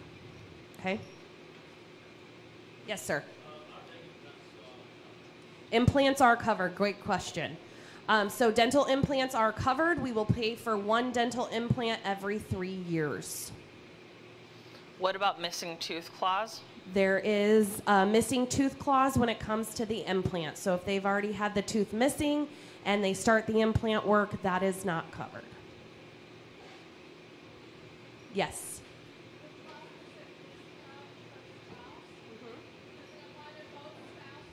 It does not. So it's going to be 12% for the second person signing up. Keep in mind, it's from $36 to the most expensive $49 a month, okay? For $1,000 or $1,500 worth of coverage. Yes. They are. So there's first day coverage. Now, I love saying that, but you know I have to say, however, Medico will only pay 20% of a major service in the first 12 months. After 12 months, we pay 50%. But has anybody had to have a crown, a root canal, or an implant lately? 20% is a lot of money. Yes. So the question was, do we waive if they have prior coverage for dental? So we really don't have any waiting periods for anything to waive, but I'm assuming you're talking about the 20%, and unfortunately we don't. So we do just only pay 20% in the first 12 months on major, even if they had prior coverage. Great question. Yeah, come on. Jameson, come here. Hold on, come here. No, you can't, because then I can't get it on my audio. So I heard a lot about dental waiting periods and, hey, can you waive the waiting period? And we see a few carriers coming out lately and said, oh, we have a credit for prior coverage. If you have prior coverage, you can come onto our plan and you'll start on year 2. So you either don't have a waiting period, or instead of 20% or 10% year 1, you start at the 50% in year 2. Let me tell you that that is completely unsustainable. All right, I had a plan that did that as well. All right, my nationwide plan had a waiting period waiver provision. And a few things that we learned, we were one of the first people to do it, all right, and we recently turned it off. What we learned is, number one, agents lie, okay? I'm not saying you guys would, but there's a lot of bad agents out there as well. And agents lie and they game the system, and they fraud it, and they make it bad for the rest of us. But even if agents weren't lying, you cannot successfully and sustainably run a dental plan without a waiting period, unless you're charging $300-400 a month in premium. Or you're running a group plan where everyone is participating, because then you don't have the utilization. Otherwise, think about it. What happens? I don't have dental insurance. Oh, shoot, my dentist just told me I need a $2,000 crown. I'm going to go ahead and sign up for Medico and have my coverage, start tomorrow. And then they're getting hit with a $2,000 bill, and I paid $30 in premium, and then I bailed out the next month. Does that work from an insurance perspective? No. Doesn't. So my organization ran that for 2 years and realized this is a big giant problem, and we saw those loss ratios spiking through the roof, and so we made some changes. Carriers that are offering you waiting period waiver coverage right now, sure, you can take advantage of it, but understand that they're 18 to 24 months from turning that off and realizing the same thing. And here's what happens when they turn that off for your clients specifically. Premiums are going to go up. All right, your clients are now going to likely overpay for something that they shouldn't be, and they're going to want to switch plans. And then when they switch plans, they're starting with a plan that has a waiting period, so they're resetting everything all over again. So get set up with a good dental plan from the get-go. Stop looking for plans that have this waiting period waiver coverage, unless you just need to go and say, look, I'm going to take care of this client for tomorrow, and then they'll switch it, and you're still actually not doing your carrier any favors. They might terminate your contract for it, all right, because they're watching that stuff. But from a long-term perspective for your clients, and to truly take care of your clients long-term, think about how the plan is going to be sustainable long-term, and don't let one of these fly-by-night companies come in and sell you on a really cool kind of bell and whistle that's not going to be good in the long run for you or your clients. Amen. So next question is for Humana. The MedSup bonus, is it on the core and the Achieve, and can you mix them? Great question. For the Achieve, it's $325, as I mentioned, underwritten OEP. Our core product is $300, so it's just $25 less. Again, same criteria. It pays on the first app. There is no cap, and depending on state, that's where you have to kind of look to see, where am I selling the policy? Is it going to pay for the underwritten and OEP? Okay. Awesome. Any other questions that you guys have for Humana or Medico?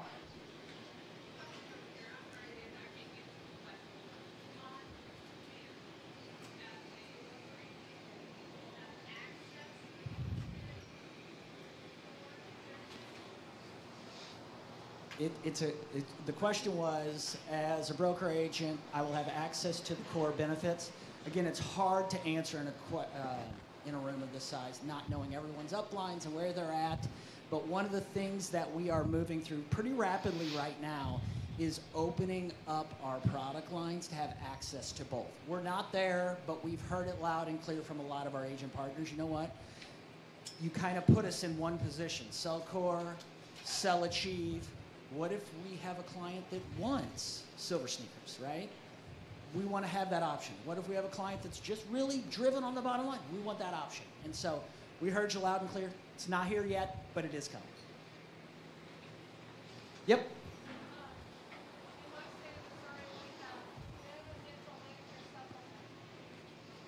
Yes, that is.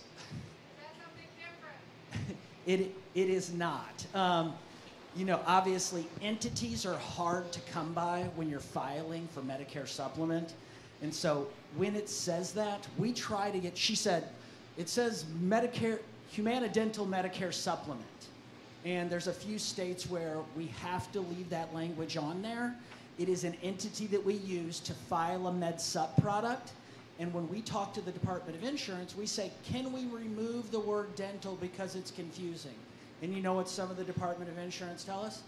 No, you cannot. We need it on there for the consumer. And we're like, but it's confusing. They don't understand entities. But unfortunately, we can't heck it off. Is that considered a Humana Core or Humana Achieve, or is it different? Well, that's the paper that it's on. I would have to look and see the policy itself. So. Any other questions?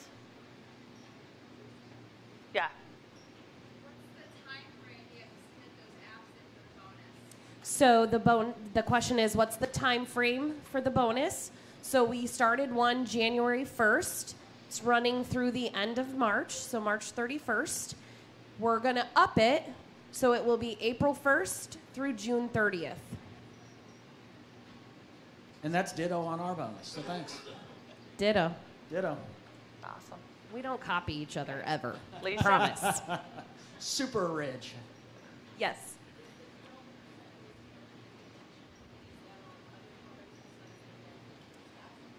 So the question was the 12% discount that I mentioned on the dental if they add a spouse. The question is that on other products? So we do have household discounts on our other products. They're a little bit different. So hospital indemnity, we have a 7% household discount as long as your client lives with another adult over the age of 18. We don't care who it is. Yes. That's for hospital indemnity. Dental, yeah, you mean like if...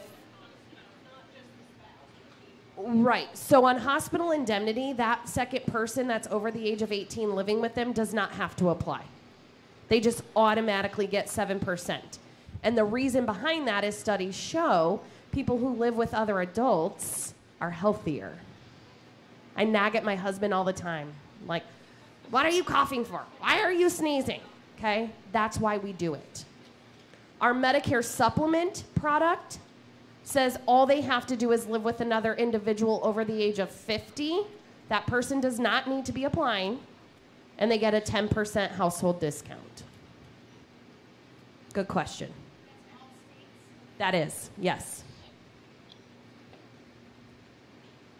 Okay. Except for Med Sup. Is anybody in here from Pennsylvania?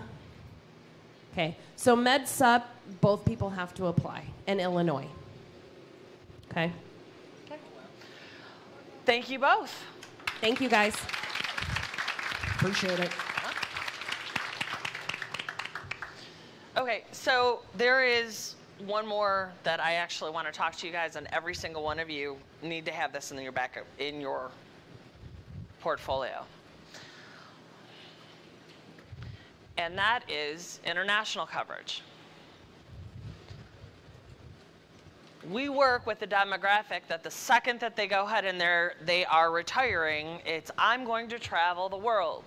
I'm going to take those once-in-a-lifetime trips because now I've saved my entire life or for several years for my retirement. And now I can finally take my husband and spend some time. And they have all of those trips planned. The thing that most people don't understand is that when they think that Medicare covers an emergency, and they do, except for the fact that when that emergency happens, not all countries work the same. Not all countries go ahead and think that, oh, you're having a heart attack, they're required to go ahead and treat you. It does not work that way. Other countries, some other countries, you better whip out a credit card and pay them because you aren't a national citizen of where you are visiting, and they don't care. They'll let you die. Medicare requires a reimbursement on the back end, which means that you have to have the receipts and everything else. So there's a couple of companies that do international coverage, and there's one that I like. And the reason why I do is that it's first dollar coverage, which is huge. It's affordable, and actually my parents, when they're traveling, my dad likes to take cruises, and he just did a transatlantic that went halfway around the world. I put him on GeoBlue. How many of you have heard of GeoBlue? How many of you have it in your portfolio? Okay, here's the thing with GeoBlue. It is for anybody under 65 as well as over 65.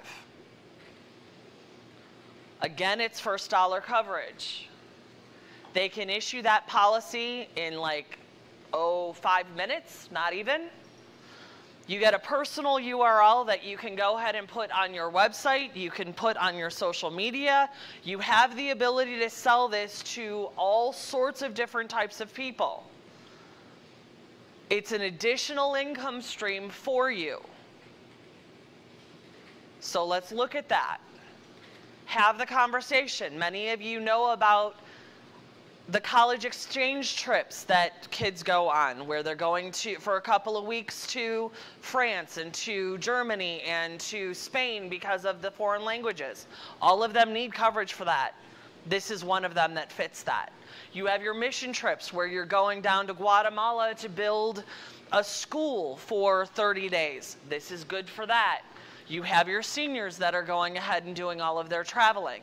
They have packages that'll go ahead and have it where they're singular trips, or they have them where it's a period of time, and it doesn't matter. The cool thing with this is it's guaranteed issue on the majority of the products.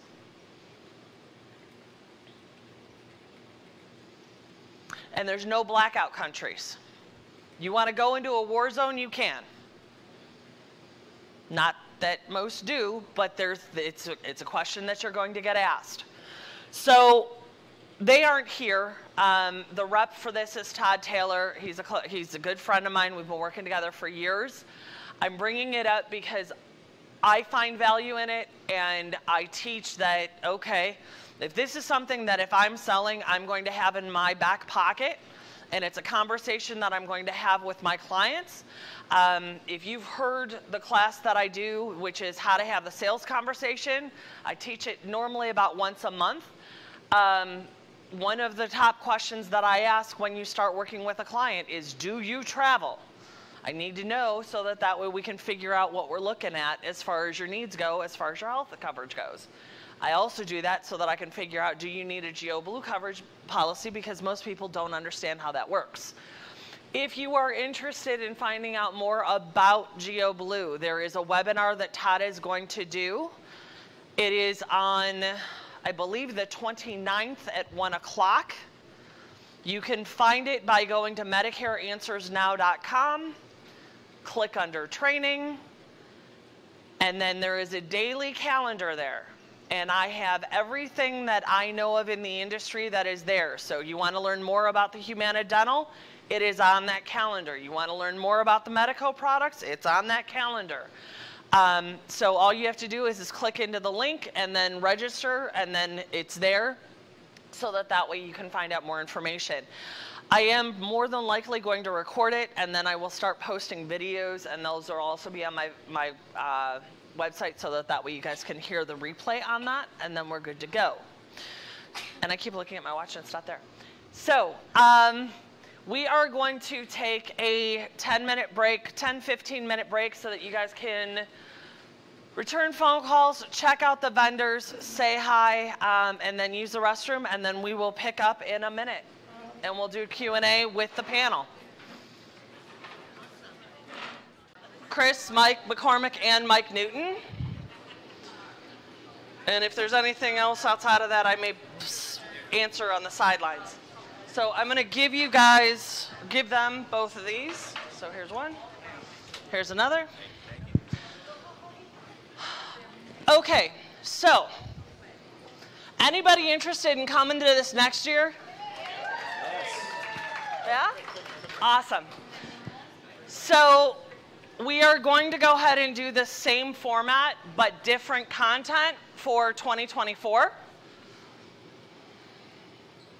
The dates will be March 11th through the 13th. March 11th through the 13th here in Orange Beach. A lot of us are coming for the full week, so it'll be the 9th through the 16th, Saturday to Saturday. But the actual conference will be the 11th through the 13th. You can register now for this conference at MedicareandMargaritas.com.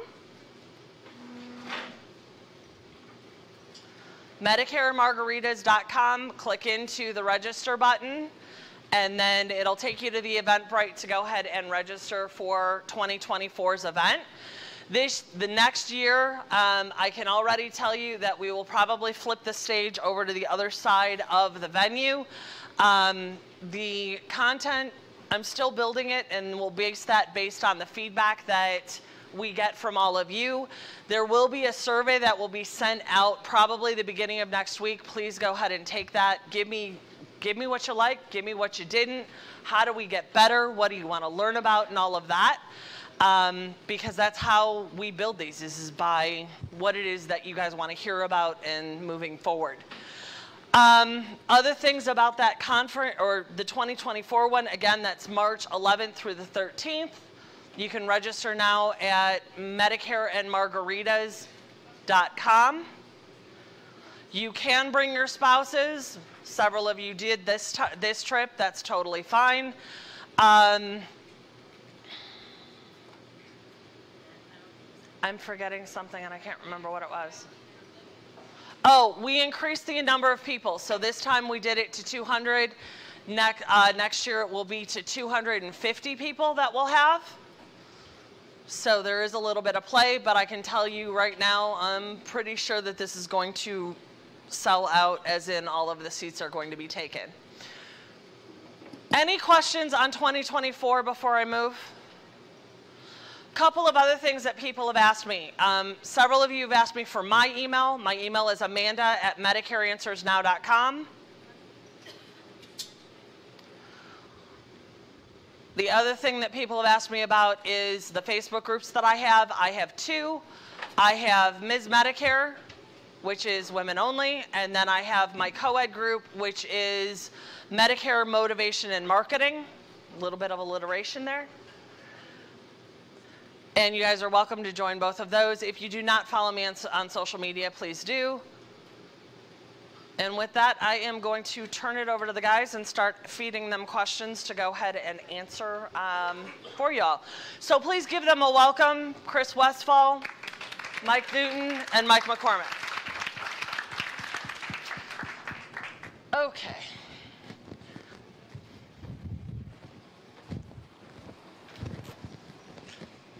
So you can ask your questions again at the askamandanow.com, and then I will feed them those questions. What are good resources that can answer specific questions for going from an agent/sole proprietor to an agency/business?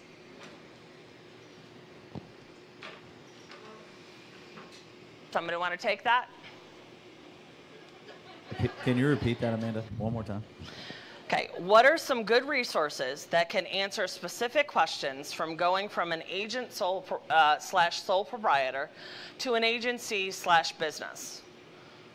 I'll tee this up first and say good resources for that.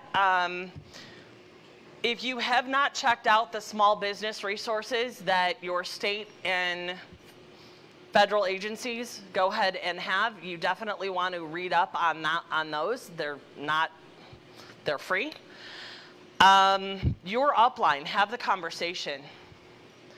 A good upline will want you to grow. They will want you to hit your goals and move forward, and they should partner with you to advance that. And that includes going ahead and answering questions about how do you go from being an individual agency, an agent, to an agency. Then how do you pick up staff? What kinds of things do you need to be concerned about? Talk with your upline. Talk with your mentors. Those would be my top ones that I would recommend. I do a class, which is my goal setting and strategy class, which is also on YouTube. It's 2 hours that lays the fundamentals on a lot of that. And I think the next one that I'm offering on that is in March. No, we're in March. It's in April, sorry. Suggestions that you guys have for resources? Sure, I'll jump on that. You know, much like all of us, we're Swiss Army knives in our business, right? We're doing everything. We're managing the money, the marketing, the HR. I think the biggest suggestion I would have for folks is find yourself a really good CPA that can help you navigate all of your marketing expenses, your taxes, because I talk to so many brokers, and after AEP, the tax bill comes, right? And for some of us, it can be a surprise. So find yourself a good CPA that can help you organize going from independent broker to now you have an LLC or a sole proprietorship or whatever it might be. As you're building your business and you're generating more revenue, it's really important at the beginning to start those things. That's more on the business and money side. I would say from an agency standpoint, have a logo, have a color scheme. Keep those things consistent because, yes, in sales, the short-term game is important, but in this industry, the long-term play is just as important, if not more important. So as you're thinking about those things where right now you might just be a single broker out in the field making sales and you want to jump into having an agency, surrounding yourself, like Amanda said, with the right upline, like creating a legacy plan, a succession plan. A lot of those things are not talked about in this industry, and they're extremely important.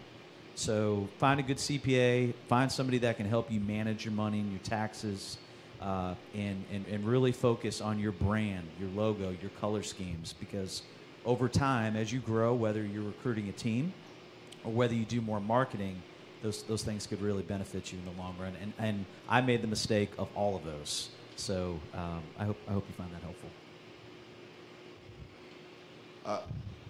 I would say the main thing, and I don't really have a tool to point you towards, I'm going to point you towards the mirror. And the thing that I've learned as we've continued to grow and scale our businesses is that by and large, you want to be trying to essentially McDonaldize your agency. You want to be able to take your model and tell someone else, if you replicate, duplicate everything that I have done, you will have the exact same kind of success. Because once you've built that model where all the systems are the same, all the processes are the same, everyone's on the same page, you become less reliant on the individual talent of the performer and significantly more reliant on the machine that you built. So now you're not as trapped by that person that you brought on that is crushing it but sucks in the office, right? That's someone that you can now remove because the next person that slides into your machine will work. Maybe you guys have been employed in an agency like this in a previous life. Maybe you guys have even had this. But someone that comes on like an absolute rock star and then fizzes out, or isn't as advertised or anything along those lines, they can fit into a good system. Flip side, the rock star that was a product of a good system that now comes to your office and sucks, you don't know that they were a product of a good system until they get to your office. So while you're moving from that one gal or one guy shop into this, into the scale of an agency, you want to keep that in mind. You want to keep in mind all the systems that everything that you're doing, you should be documenting. The way that you're doing things is the way you want future employees doing things. The last thing that you want is for a staff of 3, 5, 7, 10 people all having their own way of doing something. That is confusing. It sucks for the consumer. I mean, think about it like this. If every time you went into a McDonald's, the person running the register also turned around and started making your burger, putting the fries in the oil, trying to get the ice cream machine to work, which it never does, and they were doing it all, number one, the quality of some of that's going to falter, right? But number two, if it's a different person at the register for every customer, everyone's getting a different burger. So how can you possibly rely on the reputation of your agency or hope to be getting consistent testimonials from your people when your staff is delivering a custom good, custom bad, custom I don't know experience to every single person? As you're scaling, you want to make sure you've got uniform systems, uniform processes that people can slide into. As far as developing those systems, record them. Take video of yourself. When you're doing A here in the agency, this is how it's done. 1, 2, 3, 4, 5. Now, when you hire someone, you don't have to sit with that person. You've already got the video content available. And when they're not lock and step in what you need done, you've already got the training material to refer them back to while you're documenting how they're messing up. So as you're looking to scale, understand that it starts with the idea of McDonaldizing your agency and getting systems and processes set up so that anyone can slide into your machine and be successful. Do you need a relationship with a lawyer to make the transition? I generally recommend anything along these lines where if I'm asked a question about what I'm doing and I'm like, I don't know, yeah, get a lawyer. And I don't know.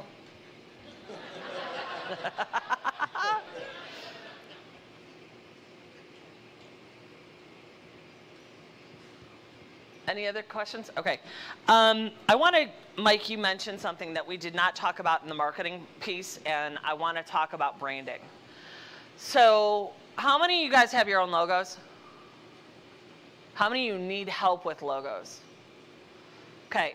So the logo that you see up on the screen, that Medicare Answers Now logo with that, anybody have an idea how much that cost? Take a guess.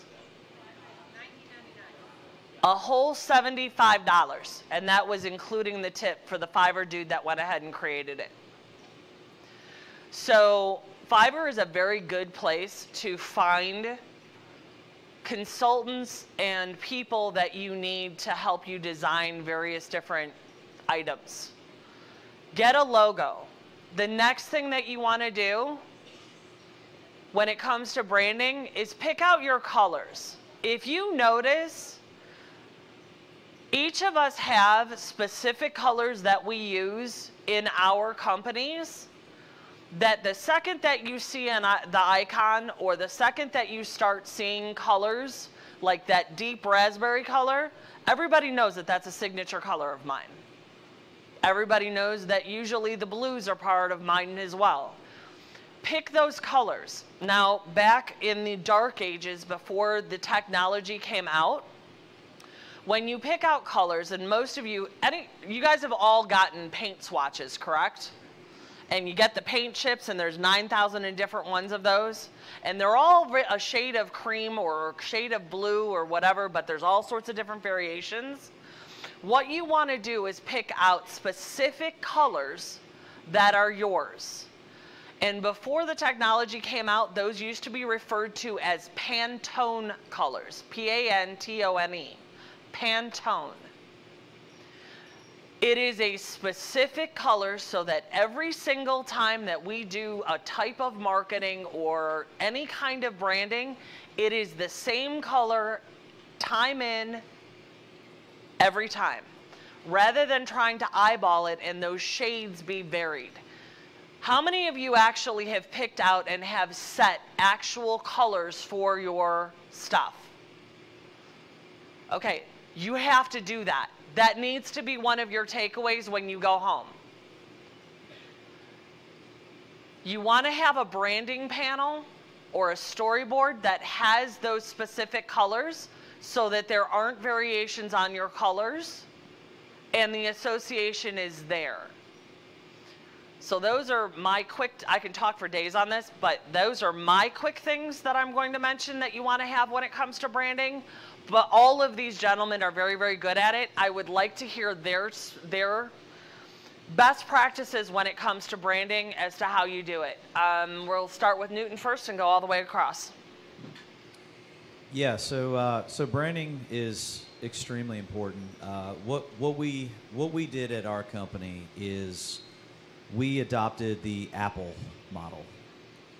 So for so many of us, just curiosity in the room, how many people have an Apple iPhone? How many people have a Droid? Okay, so when you look at what Apple has done, right? They've created a brand, a huge brand that everybody knows Apple. The performing system on the Droid is far superior. Much better, right? But Apple has done such a good job with creating a logo as an apple, right? And their color scheme. But what they've also done, and this kind of plugs back into what Mike was talking about systems and as you build your agency, what Apple has done is they have created a customer experience. Go into an Apple store, you get great service. You get your phone in a really nice box. When you call into their office, you have friendly people. What Apple has done is they don't have a superior product over their competitor. They have a brand and they have an experience.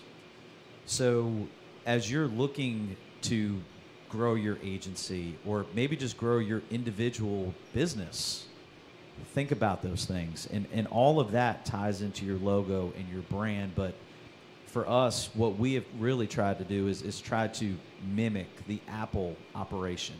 Is how do we start on the experience side, start backwards is what we like to say.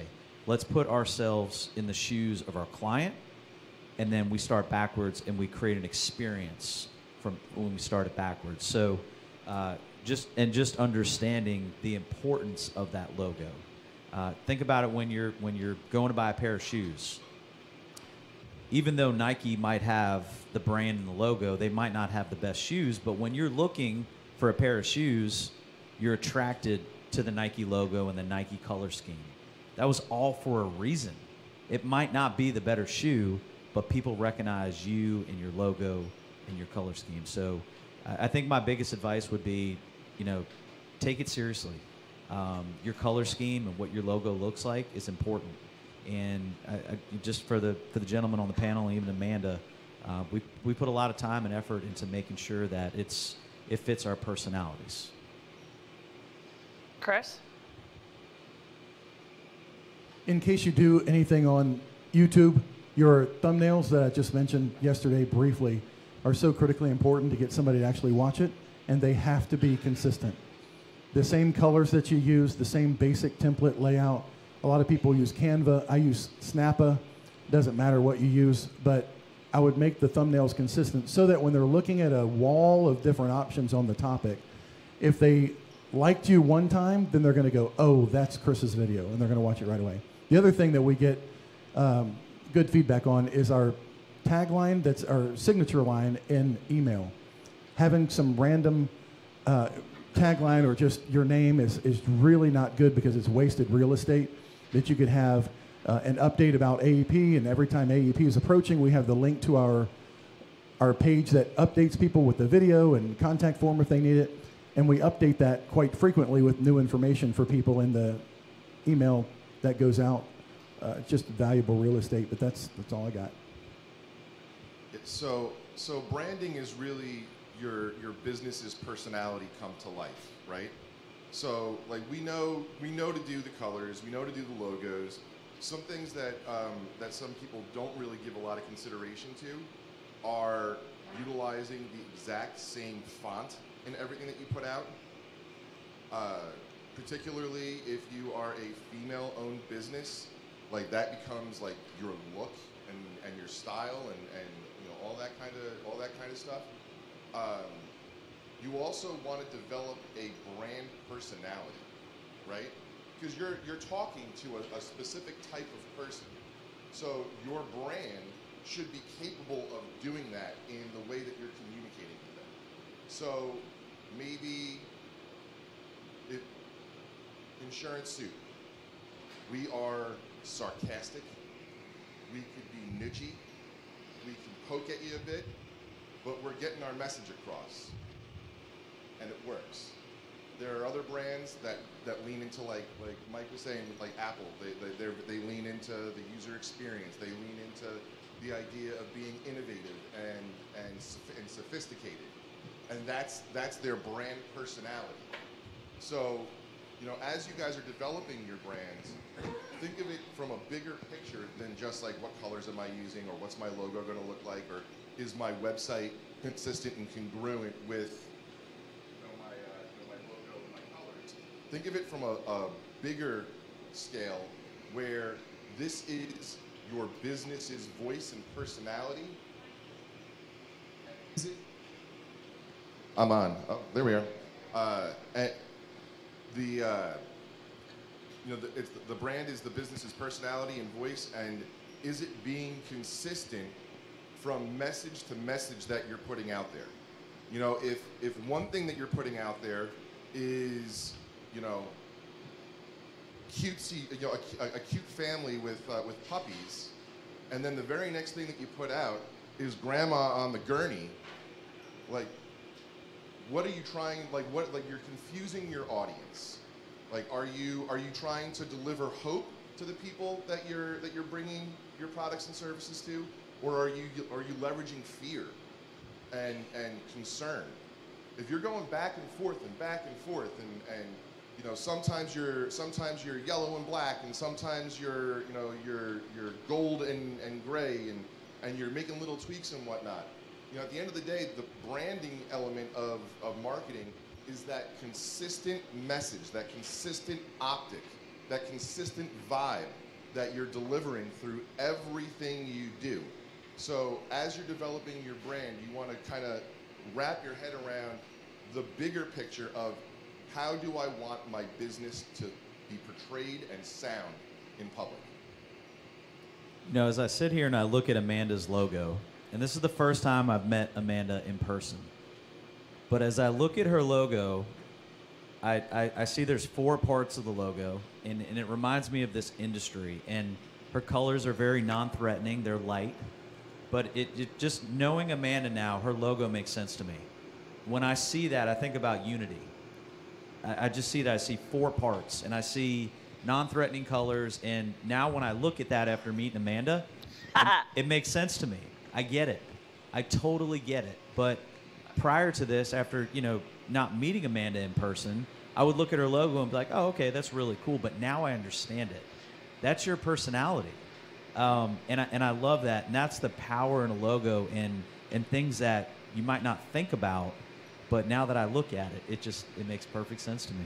So I'm going to take 2 seconds just to explain what my logo is and why it's that way. So thanks for teeing it up. There's a reason why I purposely went away from red, white, and blue. Purposely went away from it. I wanted the colors that I liked and I loved, which are those 4. Now the people that are there. Initially, I have had, and many of you can definitely say that I am considered a connector. It's part of my personality. I connect you to different people. That's what we're doing right here, right? Wouldn't you say that that's me? So the pieces, it's connecting the pieces of the puzzle. I'm an educator. That's what I'm about, right? So as an educator, you're putting the pieces together when it comes to Medicare, to business acumen, to how to get to the next place. I can take my Medicare answers now and I can go to the agent side as an educator, and I can take it to the beneficiary side as an educator. There's a double play there. But everything is cyclical. That connection, the puzzle pieces, putting it all together, that's how that all came to be, to mesh to where it is. So, yeah. Next one.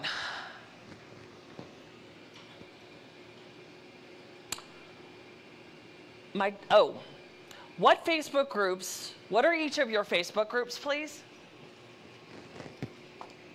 I own Insurance Soup, S-O-U-P. Insurance Soup. I have the Insurance Agent Real Talk Forum. Insurance Agent Real Talk Forum. Real Talk? Real Talk, yes ma'am. Forum. Insurance Agent Real Talk Forum.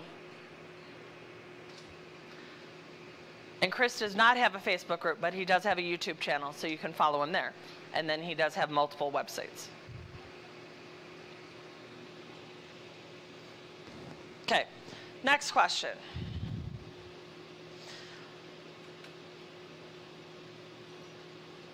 What CRM do you use? Why do you like it? And does it handle some commissions? So I am an agency black girl. I love it. How I got into it was that an agent went ahead and actually pulled me aside at a bar.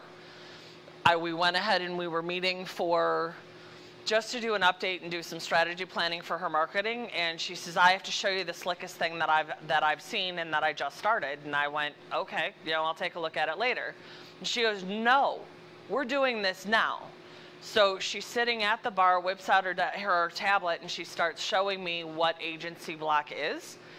And I personally like it. Do I have the commission arm on the agency block? I do not. Some people have it and they like it. Other people don't. For what we do and how we manage the business, we don't use it. But that's my personal recommendation on that. Gentlemen?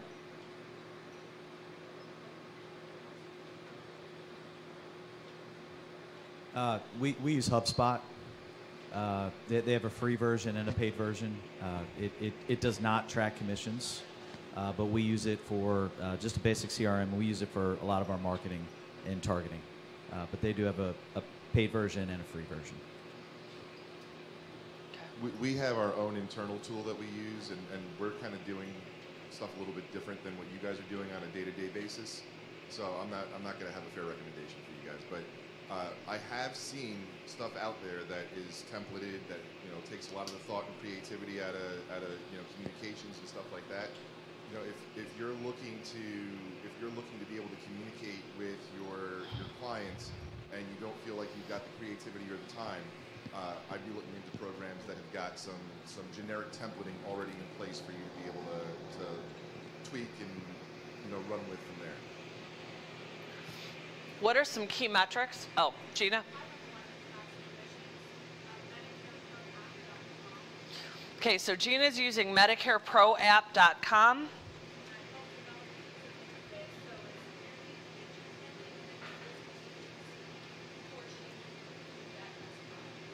So it is agent friendly. Okay, so Kim Minier goes ahead and she seconds that one as an option. I know people use Go High Level. That's an option. There's a couple of other ones that are out there. And I believe you have one. Do you want to talk about it quick? Thanks, guys. I work for Trusty Care. We have an end-to-end sales enablement platform, and within that platform, we have a commission reconciliation and sales analytics. We've talked to people like yourselves, and it's really important to have the whole commission accuracy when you're paying, and that's basically what our tool does. It's all automated, it's highly configurable, so you can add your own rules. And if you're interested, Trustee Care. So we'd love to talk to you guys and learn more about your business, see if we could help. Thanks so much. So it's TRUSTY. And I will go ahead and we're actually working on getting some webinars and some information out on that one. So the next question, what metrics should I be tracking for my business? Which is a great question. Chris, why don't you take that one first? What's working down at the bank? It kind of gives you an idea. I hear from agents that are starting and they're barely making it, and they're so focused on getting ready to get started and getting and they'll put such an emphasis on what CRM or what phone system or all the things that they think are going to be the trigger that's going to make everything different. But if you're not talking to people and you're not working on your marketing all the time, then none of that stuff matters. So the metric that I look at is, at the end of the day, are you bringing on new customers? What are they giving you as far as feedback? And be open to the negative feedback, because there's always a little glimmer in there of something that's highly accurate, and you'll never get it unless you disarm them first and say, look, I really need some feedback. So just real basic for me is I look at the bottom line and see, is this stuff working? How are our employees giving feedback? And they won't give it in the office a lot of times, so we take them out to a restaurant. We have our get-togethers, our parties. We lubricate their mouth by giving them something to drink so they'll tell us the truth sometimes. But that's what we just look at is it working or not, basically. But Mike's got a much smarter answer. So over the next 5 to 10 years in this industry, we're going to see the importance of data creep up significantly. The amount of data that we've already got access to is far beyond what we had even 5 years ago, and the importance of our data and our analytics are going to be even more important as we go here. All that said, hearkening back to what we were talking about a few minutes ago, if you don't have systems and processes set up in your office, everything that you're tracking is going to be based on, well, I don't know how we got here. So you're not really going to know how to pivot or adjust. So, you know, as far as like metrics and things to keep an eye on, like I want to know the converting percentage of my lead sources. I want to know the converting the percent that my sales people are converting. I want to get an idea of, getting back to the whole idea of systems and processes. You know, is everybody doing the same thing? Because if everybody's doing something different, what are you even measuring, right? Like, if everybody is making a different hamburger, how well is McDonald's really doing? Do you know? If you're not keeping track of what lead sources are providing what closing percentages, where do you know to put your marketing dollars? If you don't know which of your closers are closing at the highest percentage, who do you know to give more leads to? I mean, at the end of the day, we're trying to build a business, right? Like, as much as it would be great to have an office full of buddies that everyone gets, you know, equal, if I've got opportunity, I want that opportunity in the lap of the person that's going to get it closed, whether it's me, my top salesperson, or the next man up that's available that I know has got the highest closing percentage. So, you know, when you're asking for metrics, you really want to have as much of a firm grasp on as many things as possible, because understanding all the moving parts, you know, knowing the data on, or knowing how one thing in your office is working, but not understanding that that number was predicated by 7 different random acts, understanding that data no longer means anything, because how it got there was completely random. So as far as like metrics are concerned that you want to be keeping tabs on, you want to be keeping tabs on as much as you possibly can, because as you're looking to make tweaks as you're looking to make adjustments, if you're doing it on hunches and not data, you're going to be wrong. You won't be wrong nearly as much if you're crunching data that is being given to you clean through systems and processes that you've got set up. Okay, does the panel have any book or podcast recommendations, professional and or personal? Okay, so I'll take this one first. 7 Habits of Highly Effective People. Stephen Covey.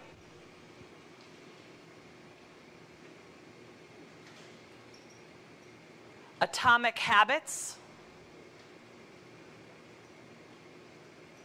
James Clear.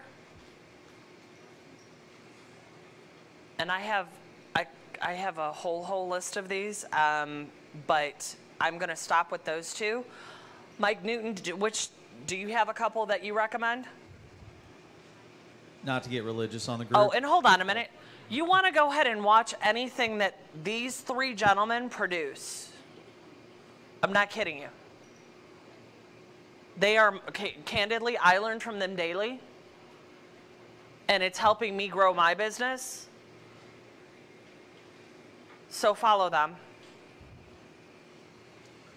Not to get religious on the group, because I'm not big on religion and politics, talk about that, but a lot of the principles I base our business on is based on the Bible. So, thank you. That's really been the foundation. Now, Amanda named a bunch of really great books, but the Bible is the foundation for what we do at our organization, and you can just learn so many things, business, personal, managing people. So that's our foundation. I work from home 2 days a week sometimes, and my office is 0.7 miles from my house. I do not listen to podcasts. Honestly. What about books? Do you read them? Besides for coloring in them with your kids? I had to. You walked right into that one, Mike. Actually, ChatGPT has allowed for Daddy to all of a sudden become quite the story writer. So I actually have been reading my son Harry Potter stories that he has been inserted into, and he friggin' loves it. That's super cool.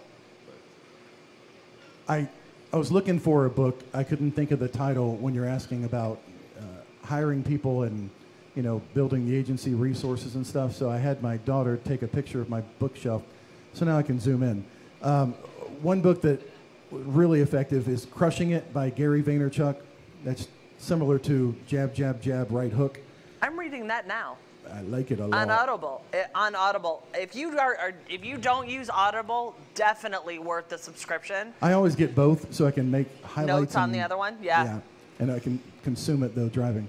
How I Raised Myself from Failure to Success in Selling by Frank Bettger. It's one of the all-time classics. How I Raised Myself from Failure to... And you know what I'll do? I'll put the notes that I told you about yesterday that I'm doing in real time, that link yesterday. It's notes.webinarwithchris.com. I'll put all these on there.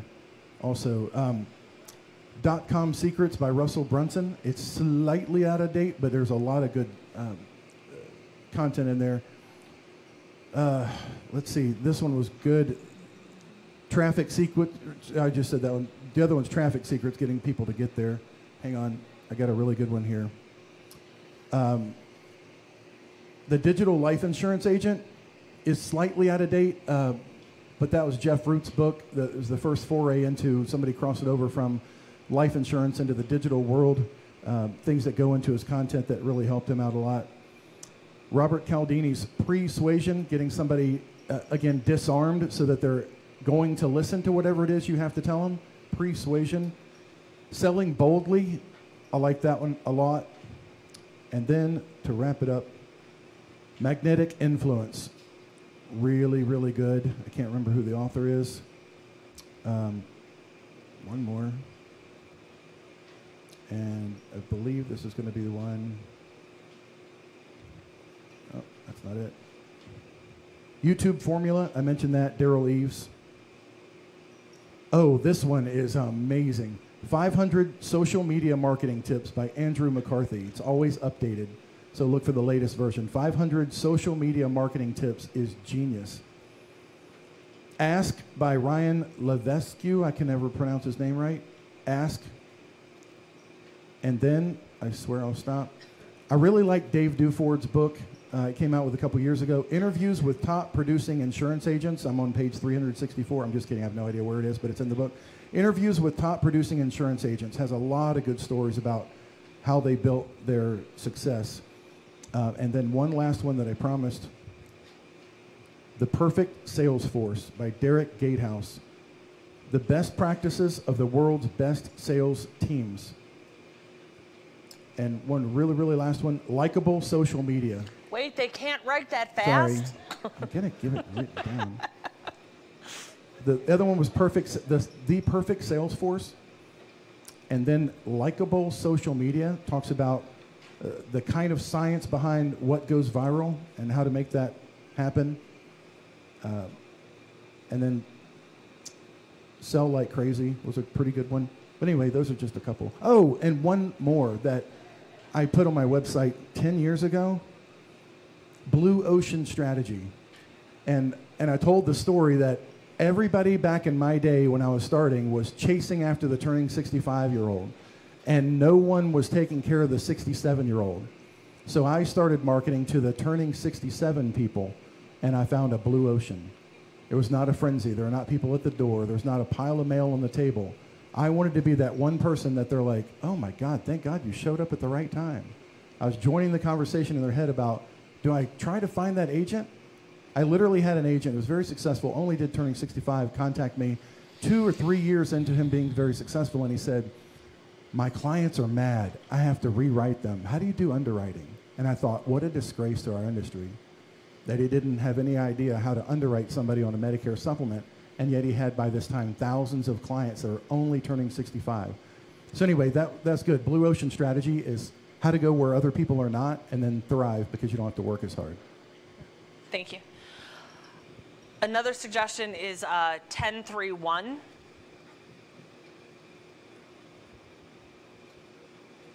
Good website company to follow, socialmediaexaminer.com.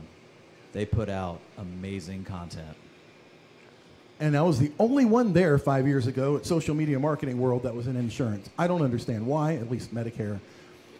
It was bizarre. I was looking around for everybody. We were talking about what they did at the networking events. There was not one insurance agent that did Medicare at Social Media Marketing World. I learned so much and connected with so many people that I follow as influencers online on how to get things done. I would seek education outside of the niche of insurance. Find out what others have figured out a long, long time ago. Like selling over the phone. People have been selling cars over the phone, believe it or not, for decades. And then we just got that into the insurance industry. So if you look outside of our industry and just study marketing in general, you get a lot. Social Media Marketing World and social, yeah. I want to throw this thought out to you as well. You know, Chris just threw a lot of books at you. I've read a number of them, not all of them by far. Strong recommendations for sure. As you're going on your educational journey, you may come across some stuff where you're like, this makes no sense. I don't need this. And say to yourself, I'm going to put this book down, or I'm going to hop out of this course, or whatever. My personal educational journey has been stuff that didn't mean anything to me today, all of a sudden falls into place when I learn the missing thing 2, 3, 6 years later. And it's like, that's what that book was saying 6 years ago. So even though it may not make sense to you today, understand that a lot of it probably shouldn't if you're earlier in your journey and you don't really have a good grip on this stuff yet. Just push through whatever it is that you're learning, because you don't know when that block is going to become relevant to you down the road. So another book that I will recommend is Emotional Intelligence. Emotional Intelligence. And I will compile this list, and then I will get it so that way you guys have it. It may not be right now. It may be next week, because I'm going to be inundated when I get back home. But I will get it to you, and then I will post it on social media so that way you guys have it for reference. The best practice that I can tell you is that you want to read every morning or every night, and it can only be, you know, even if it's a couple of pages, it's better than what you're doing now. Again, I'm going to cite something that I learned last year at Mike's conference, is that what are you doing for your own professional development? And coming here is part of that. But then after that, what are you doing on a continuing basis to get better? And you have to do that to stay current. Bless you. One of the other places for industry information, go to, it's a free set of email feeds that come through. Health Underwriters has one that they send daily. So if you're a member, you're able to go ahead and get those emails that will let you know what's going on in the industry. But the other one that's available is called Smart Brief. Smart Brief, like a briefcase. With this, you can select the information that you want to know. You want to know about HR. You want to know about social media. You want to know about sales and marketing. You want to know about wellness trends. You want to know about healthcare trends and what's going on with the carriers. AHIP has a whole slew of these emails that basically it will give you the latest headlines that are out there about the various news. And I'm going to give you 3 very important things that you need to read, and you need to read 2 of these yearly. Well, you need to read all of them yearly. First one, the Medicare and U-Book. I have walked into agents' offices where they have a Medicare U-Book that is sitting on their conference table that is dated 2012. You think that anything's changed out of that book? Little bit. And when I said, you got an outdated book, he goes, no, I don't. There's nothing that's really changed in it. Come again? We got a problem. The Medicare and U-Book is your quote-unquote Bible when it comes to the rules of engagement with what we do with Medicare. On the Med Sup side, choosing a Medigap plan. Choosing a Medigap plan. I know it's some real page-turner reading, guys, but you have to read that. Choosing a Medigap plan. That is the reference when it comes to Med Sups. Last but not least, I know a lot of you will go ahead and brag about, oh, I did the AHIP in 30 minutes and 10 seconds and I scored 100% without looking, and it becomes this bragging contest. And then 2 weeks later, you're on the Facebook groups asking some of the dumbest questions I've ever seen in my entire life. I love you, no. And especially with a lot of the changes that just occurred. Oh, there was a change in GEP? Yeah, you idiot. Had you looked at Section 1 of the AHIP last July when you did it, you would have known that. So the next one that you want to do is when you take the AHIP each year, you need to download the slides of the AHIP or the NAHU or NABIP Medicare certification each and every year, because that information changes. Do you need to go ahead and do it with a fine-tooth comb? No, but you have to use it as a reference. Before you start going into a Facebook group or Googling an answer, you need to check the Medicare and U-Book or the AHIP slides to get your answer. Not Mr. Dude that sounds like he knows what he's talking about, but he's only been, and he's posting the answer, and he's only been in business for 30 seconds and has no idea that, oh, well, he's super wrong with what he said. And it happens all the time, guys. It horrifies me, which is why I sometimes get real quiet on these Facebook groups. Those are the ones that you've got to read, and read them yearly. Even 17 years later, I am still looking at these documents yearly just to make sure that I'm staying on top of it. The next one that I recommend that you subscribe to is the CMS press releases. You want to know about the latest thing that's happening with the insulin savings programs, the changes in the Part D, and how the Inflation Reduction Act affects that. You want to know about when, the final call letter is released. All of that is done via CMS press release, including the links to go ahead and get it. Those are my sources.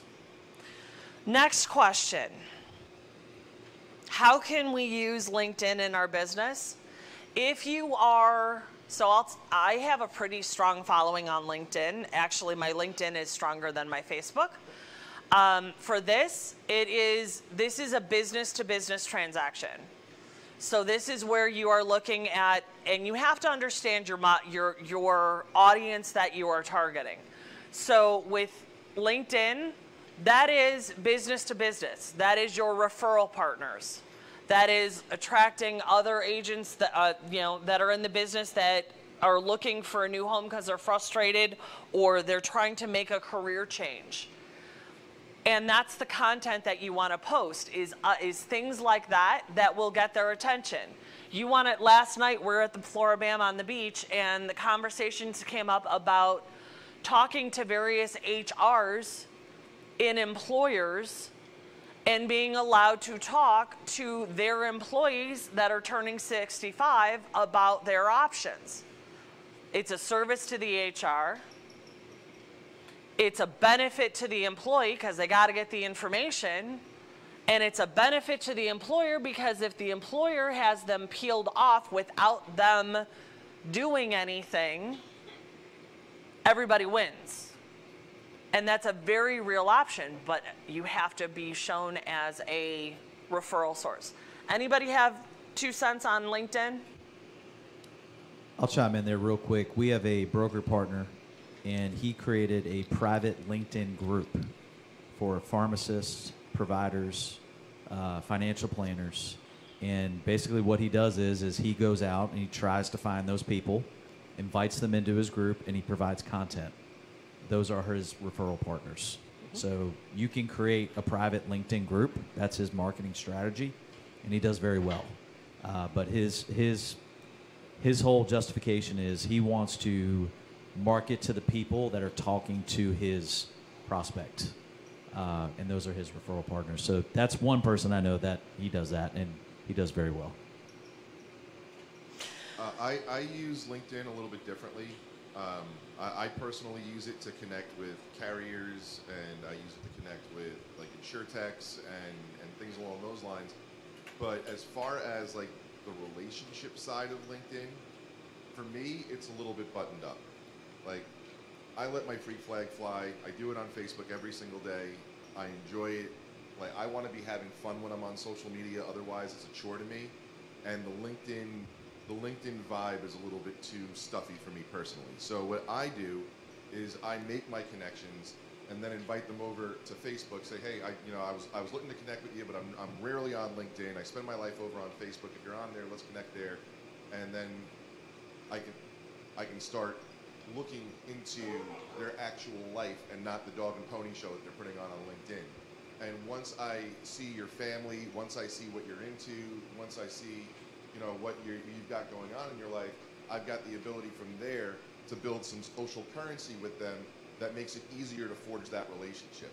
When I was a little bit more green around LinkedIn, I used that as the platform to forge the relationship, and everybody on that platform is just very, lack of a better way of saying it, very corporate, right? Very professional.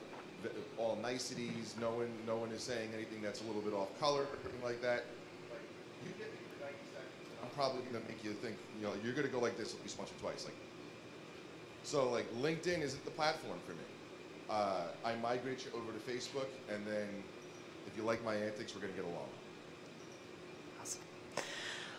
My tax advisor told me my E&O was enough to protect assets. Going to an LLC for two-person business is not necessary.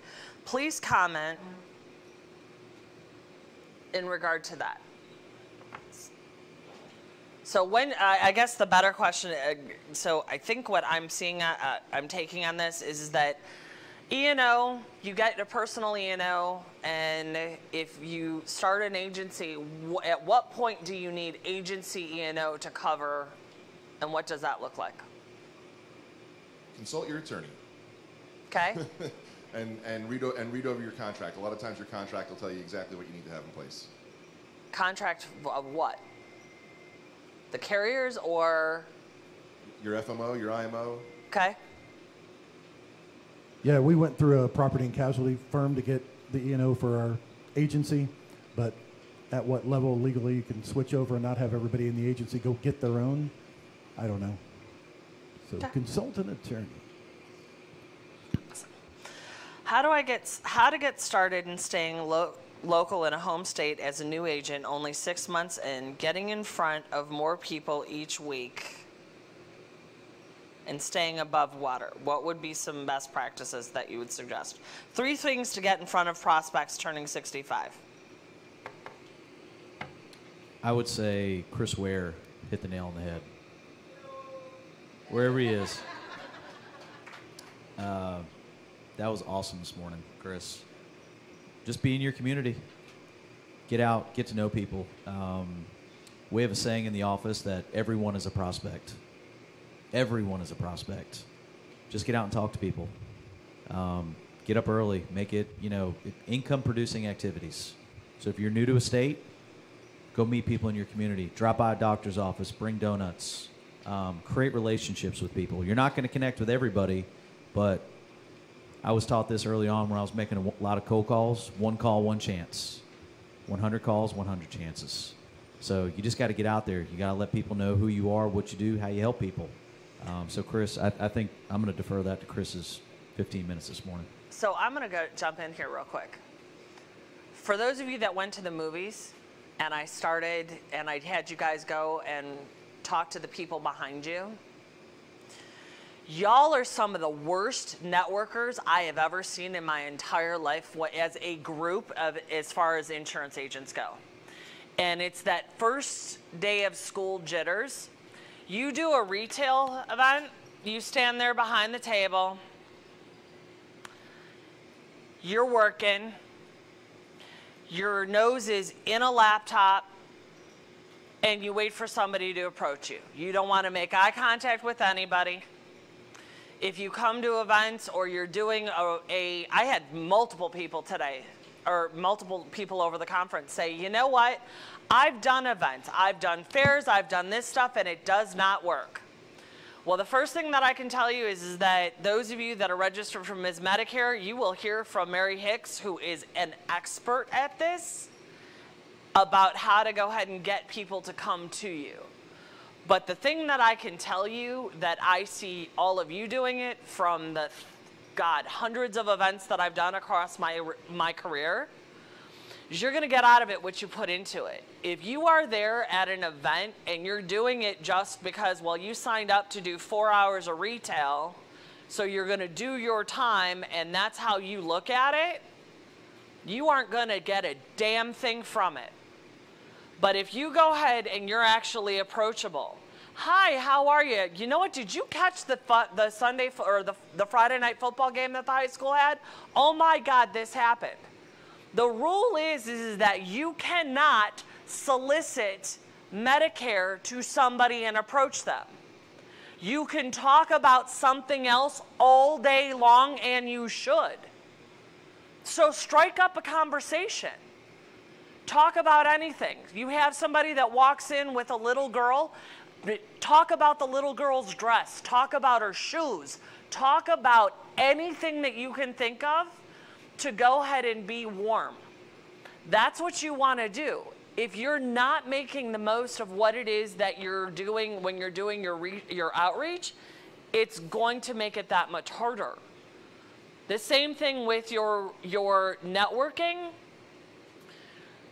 The used car salesman's kind of way of doing it is, hi, my name's Amanda Brewton. Here's 500 business cards. You just met me, but here's 500 business cards, or the rule of the 5 business cards, or the 8, or the 3, depending on who you talk to. Do not do that. Hi, how are you? Nice to meet you. My name's Amanda Brewton. I teach Medicare for a living. I'm from Cleveland, Ohio. Where are you from? What do you do?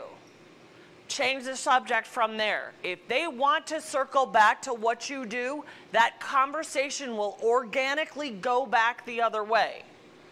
And when that does, then say, you know what, we should hook up and go for coffee sometime. Or even if you genuinely like somebody, go for coffee with somebody. Other best practice to go ahead and help you, don't come empty-handed. The demographic that we come to, that we work with, how many of you, your mama raised you, you don't walk into somebody's home with an empty hand. You go to dinner, you go somewhere, you got a bottle of wine, you got a bouquet of flowers, you got something in your hand. Bring some donuts, bring a $2 cup of coffee. Every appointment, bring them something. Bring them flowers. Those are things that will help get you there, because then it gets them talking about you, and that will help you moving forward. Next one. Can you talk about some of your experiences with Instagram, TikTok, Reels for marketing? Which I know, Chris, you talked a little bit about Reels for marketing earlier, but can you guys expand a little bit on it? I don't particularly use any of those for marketing. We've had what we're doing dialed in, and you don't need to be doing everything. I think that's something that a lot of people get caught up in their head, and it becomes like, oh my God, I'm not on TikTok, and I'm not on Snapchat, and is Meerkat still around? And what's this one? That's something I've never even heard of. And the reality is, like, you want to diversify your marketing, but you don't need to be everywhere all at once. It's going to be very, very difficult. All that said, I'm not a choreographer, and I'm clever on the fly, but I'm not someone that is good at producing video, so that's not an area that I personally lean into.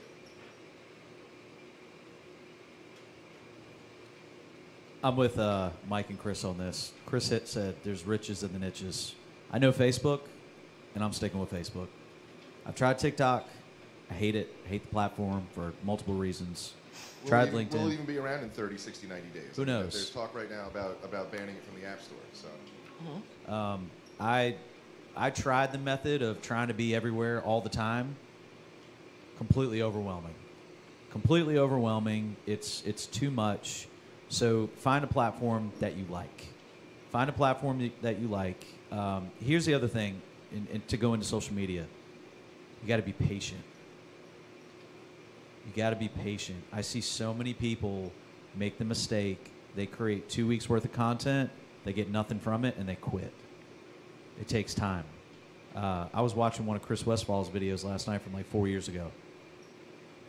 But he keeps pumping out content. So pick a platform. Chris loves YouTube. He inspired me to do more on YouTube now. But I'm starting to now look at it and say, I don't know if I can do this. I like Facebook. Facebook's been really good to our business. So Mike hit the nail on the head. Just pick one, find one you like, and run with it. I want to throw in a little bit of an extra tip, because I know this is an area that for some reason a lot of agents seem to struggle with. How many of you guys feel like you've got a hard time striking up conversation in Messenger with people without coming across like too salesy or too spammy or anything like that? Okay, good. Common thing that you're feeling, I think a lot of us lose sight of what social media is really all about. And you don't need to jump into anyone's messenger and try and start selling Medicare. And I mean, quite frankly, you can't. But as far as the way you go about doing it, strike up conversation with the people that engage with you on your posts, whether it's in a group, whether it's on your personal page. Someone comments, slide into their DMs. Tell them, hey, that comment that you made on my post earlier really made me think, made me laugh, made me remember that summer at camp, back in 1994. And from there, the conversation is going to unfold organically. So, when you're engaging and you're posting and all that kind of stuff, and you're thinking to yourself, how am I going to get leads out of this? Don't think too much. You're just looking for conversation. The conversation will organically get to what are you doing for a living? Because we don't all have all that much to talk about with each other when we don't know each other well. It goes to a couple of different places, right? It goes to your family, it goes to the weather, it goes, if you're from the same town, maybe some local goings on, and it goes to your career. Those are really the 4 areas that the conversation lands, and if the conversation goes more than a couple minutes, you can't get all 4 of them. So, I guess I'm not talking loud enough, is that? Gotta have it close to your mouth. It's not natural. I think to piggyback off that, Mike, too, something we've done in the office, and it's made a huge impact on our business, is as we were marketing ourselves on social media, particularly Facebook, we found out that there was not a lot of people that were reaching out to us, and we were like, oh, we're posting content. The expectation was, hey, if we post all this stuff and try to help people, they'd reach out to us. Not the case at all. So what we started doing is we went into our business page, we looked at all of our followers, and we sent each of our followers a Facebook video message. And it was just a simply, thank you for following us. We hope you find the content helpful. Is there anything we can help you with? And just like you said, it started a conversation. And what we did is we had 1,400 followers on our Facebook page. None of them were engaged with us until we engaged with them. And then we started peeling it back.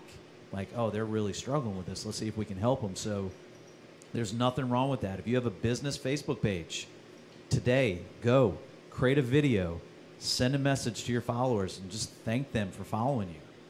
Just thank them and see what they're struggling with. See what questions they have. It could be personal. It could be non-insurance. It could be whatever. But if you've got a business Facebook page right now, I'm assuming all of you have followers. Everyone's a prospect. Go engage with them. Go engage with them. You guys get 5,000 friends on your friend list on Facebook. You get 30,000 on LinkedIn. Probably get unlimited on Twitter. I'm not too sure.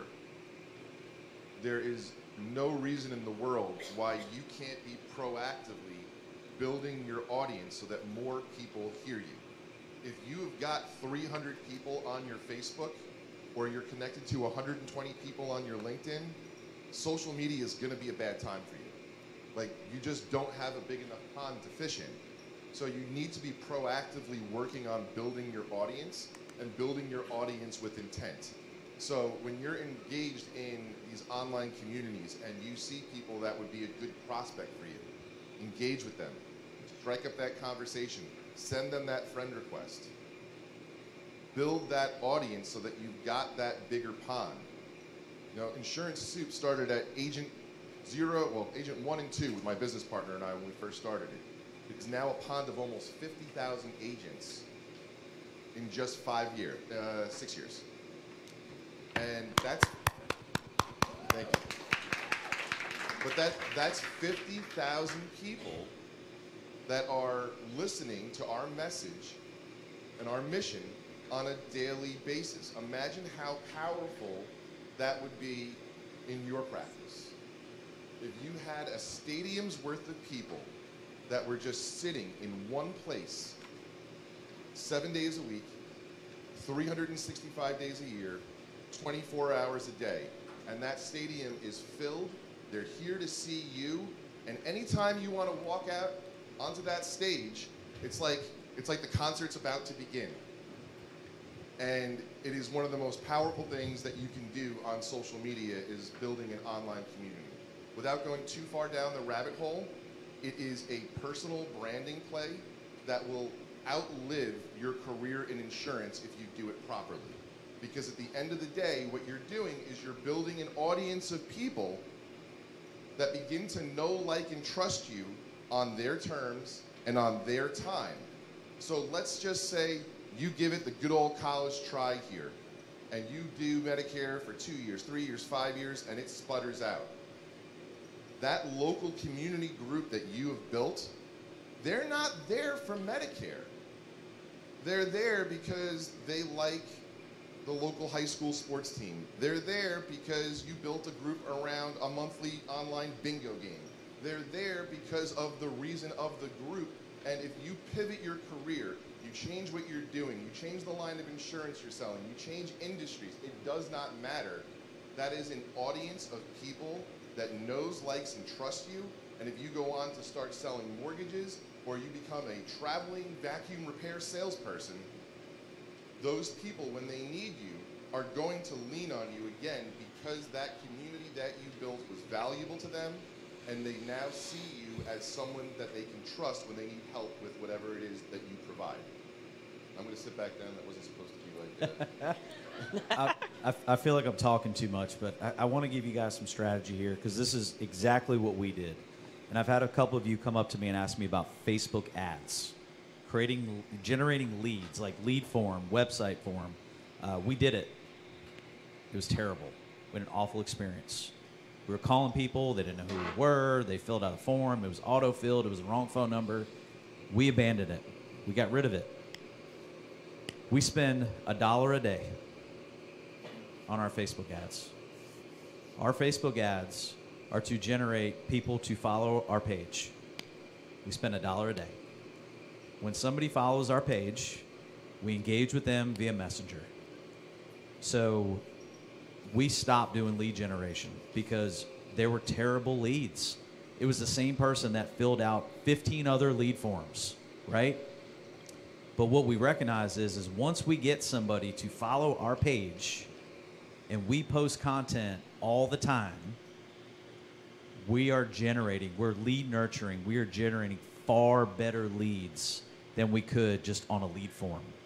So we have people now that have been following our Facebook page for years.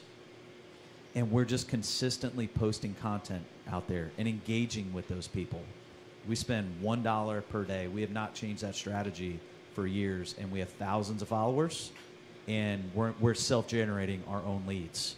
So if you're sitting here today and you're like, oh, I need to be running Facebook ads and I need to spend all this money, just go get some people to follow your page and engage with them. Just like Mike said, once they follow your page, they're in your community. They're going to see you. If they fill out a lead form, it's just a lead form. They still don't know who you are, right? So it'd be one strategy I'd recommend for folks because it's worked really well for us in our business. $1 a day is what we like to say.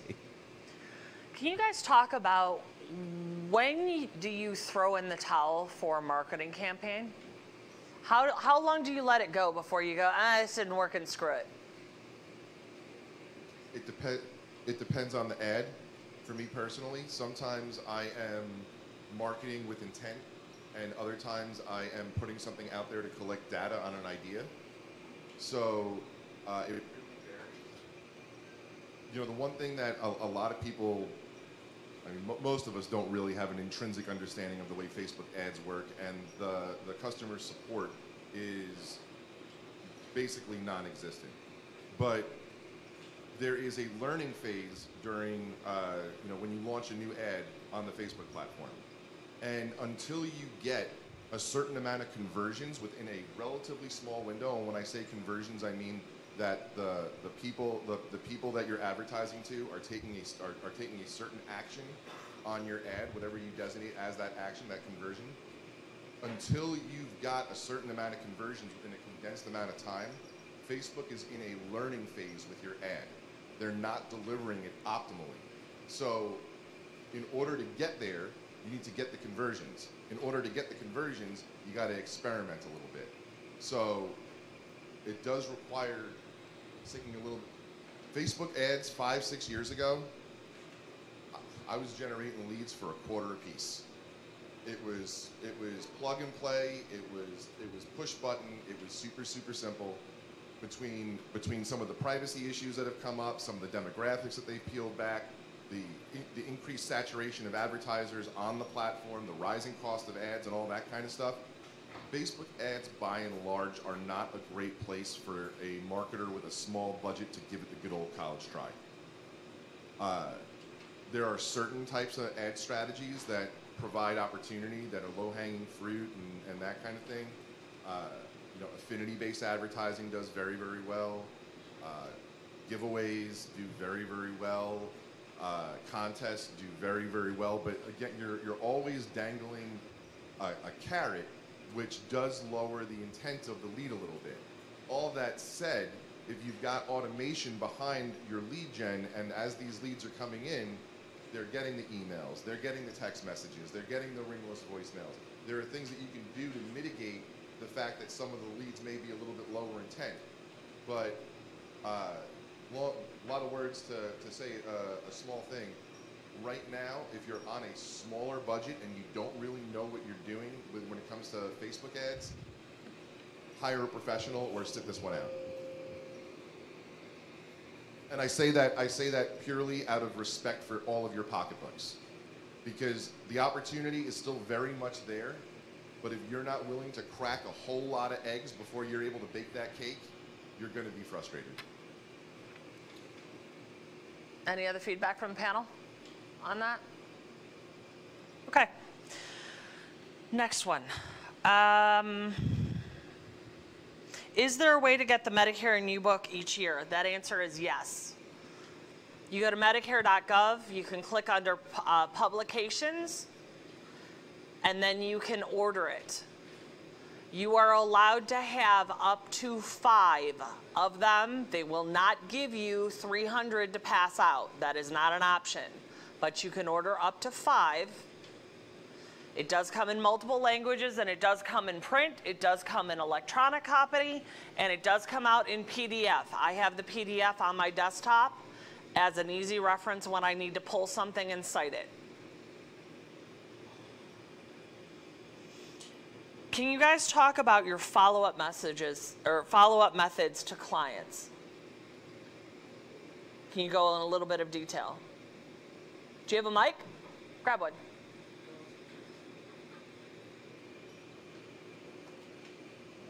It really varies from funnel to funnel.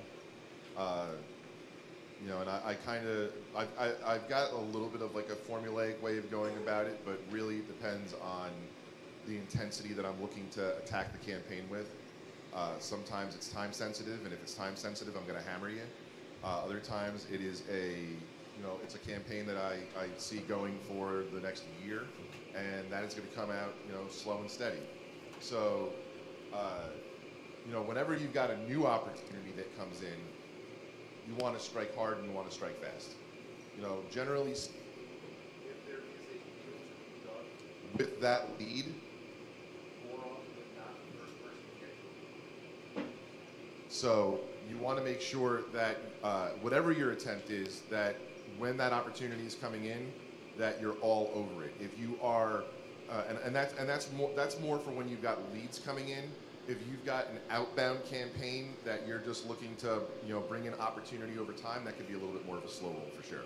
But when that opportunity is hot and fresh, comes in from a lead source, comes in from a referral, time is of the essence, these people are shopping, you need to be all over it.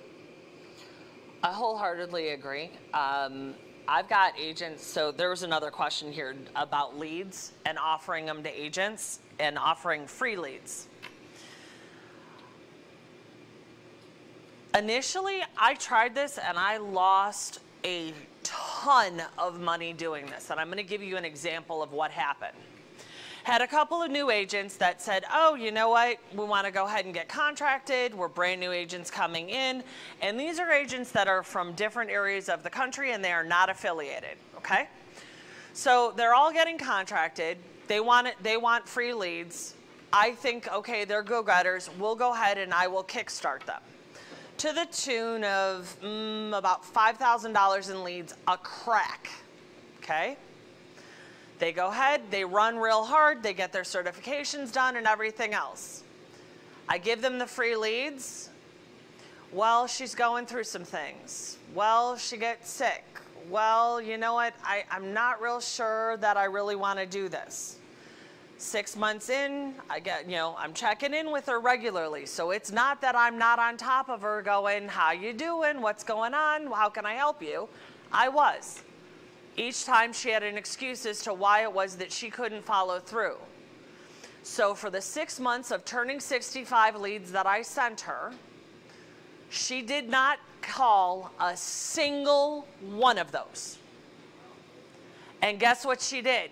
She text messaged me and said, you know what, after 6 months, I haven't been able to sell anything. you know what, I don't think this is for me. A week later, she sends me a release saying, hey, can I get released so that I can go to this other company and contract with them to go ahead and have them run my Medicare? I'm going to go work with them. Sure, knock yourself out, sayonara. And then the answer was, well, you're not getting any, you know, when I asked, and I caught wind from the grapevine that she felt as though she did not get any help. And I kind of went, okay, so I document every time that I call and communicate with somebody. I document every time that I have checked in and the emails that go out. I provided you free leads that you asked for. I followed up on those leads and showed you how to go ahead and do them. And that still was not enough support for you, and you felt as though you were not being worked with.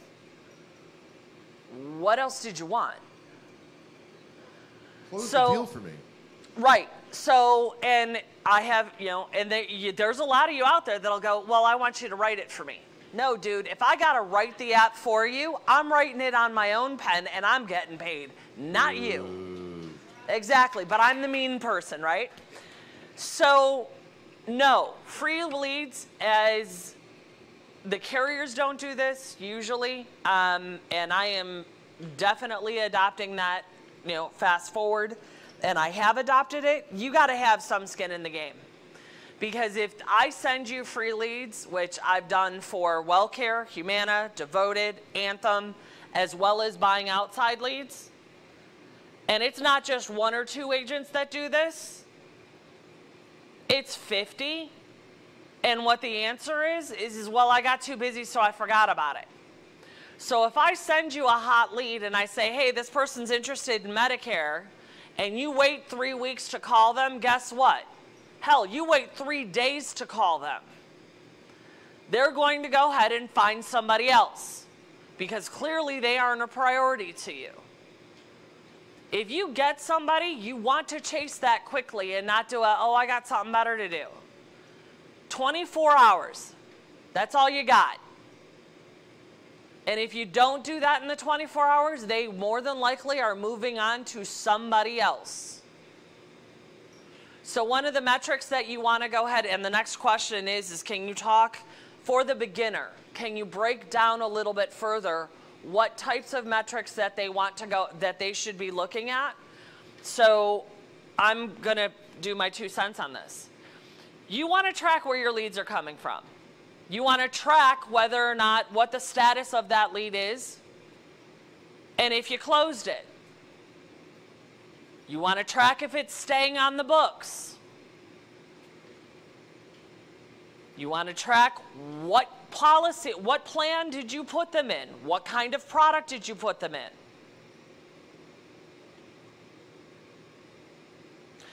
And simple things that you want to go ahead and put in your CRM, put their personal information. If they talk to you about their cat, put a note so that when you go call them, you can say, hey, how's Tabby, the cat? Talk about their grandkid that they just had a wedding for or whatever. You have the ability with most of these CRMs to put that stuff in as a cheat sheet so that when you get ready to make the phone call or your staff does, you can actually pull up the notes before you do it and then have the conversation so that that client thinks that they matter. Tying back to several mentions of this. This is what kind of business? Relationship-based business. You want to have them feel as though they matter and that they are not just another number. This is how you do it. So I want to track all of those metrics. I want to track how much money I'm spending and where. Use QuickBooks. If you're doing bookkeeping, there's a bunch of tools to do that. QuickBooks is the one that I'm finding most agents use, and it's the most affordable. But that'll allow you to do it. If you can't afford something to track commissions, use a spreadsheet. Amanda, before you go any further, I just wanted to dig into a thought that you just threw out. If you guys are not taking notes on the personal lives of your clients and what they're sharing with you, and leveraging that in future conversation to show that you're paying attention, showing that you care, you're doing yourself a major disservice. You may think to yourself, these are unnecessary notes, these are not things that I need to know about this person. It doesn't matter that they're going to Disney next week, it doesn't matter that they've got a dog, that they've got a golden retriever, none of that stuff matters. But I'm telling you right now, when they sit back down at your desk and you can reference that, or go a step further, if you can marry that with automation and personalize some messages going out. Prime example, back when I had my agency, I'm using Disney as the example, I had a family that was going to Disney in August, and it was like June. I set a personalized, automated text message to go out to them 3 days after they got back from Disney, asking them how their trip was. I didn't remember they were going to Disney. They text me back, and I was like, who is this? Why are they telling me about their Disney trip? Oh, that's right, I set up the automation. So, you know, that information that they give you is valuable, and particularly with the senior community, making them feel important, making them feel valuable, making them feel remembered goes a long way. And here's a simple one. I have people all the time say, I can't believe that you remembered my name. They've called me. The second that somebody calls me, they become a contact in my phone. So that when they call me again, I can say, hey, Mike, how you doing? He called me 6 months ago. I've taken 3,000 phone calls since then. But the fact that now he feels that he matters, that's something that you got to do. Again, senior isolation is a thing. The more that you can pay attention to that, the better that it is for you. Just as a frame of reference, my grandfather lives in a retirement community, and he has told me on numerous occasions that like once or twice a day, there will be an ambulance that comes through the community. And once or twice a day, he's sitting there thinking to himself, I hope that's not one of my friends. That is the level of loneliness and despair that some of them are living in. Yeah. Remember, folks, one of the top causes of death and illness amongst seniors is depression. We have a saying in our office, and this might stir the pot a little bit, but we say, you can't automate a relationship. You can't automate it, but you can remember. And something that we have internally in our office is we have a prospect fact finder.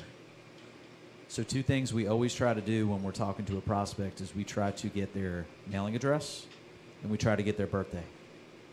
And our goal as an organization is when we have a conversation with somebody, they get a thank you card from us. Whether they do business with us or not, they get a thank you card for allowing us the opportunity to at least speak with them and see if we can help them.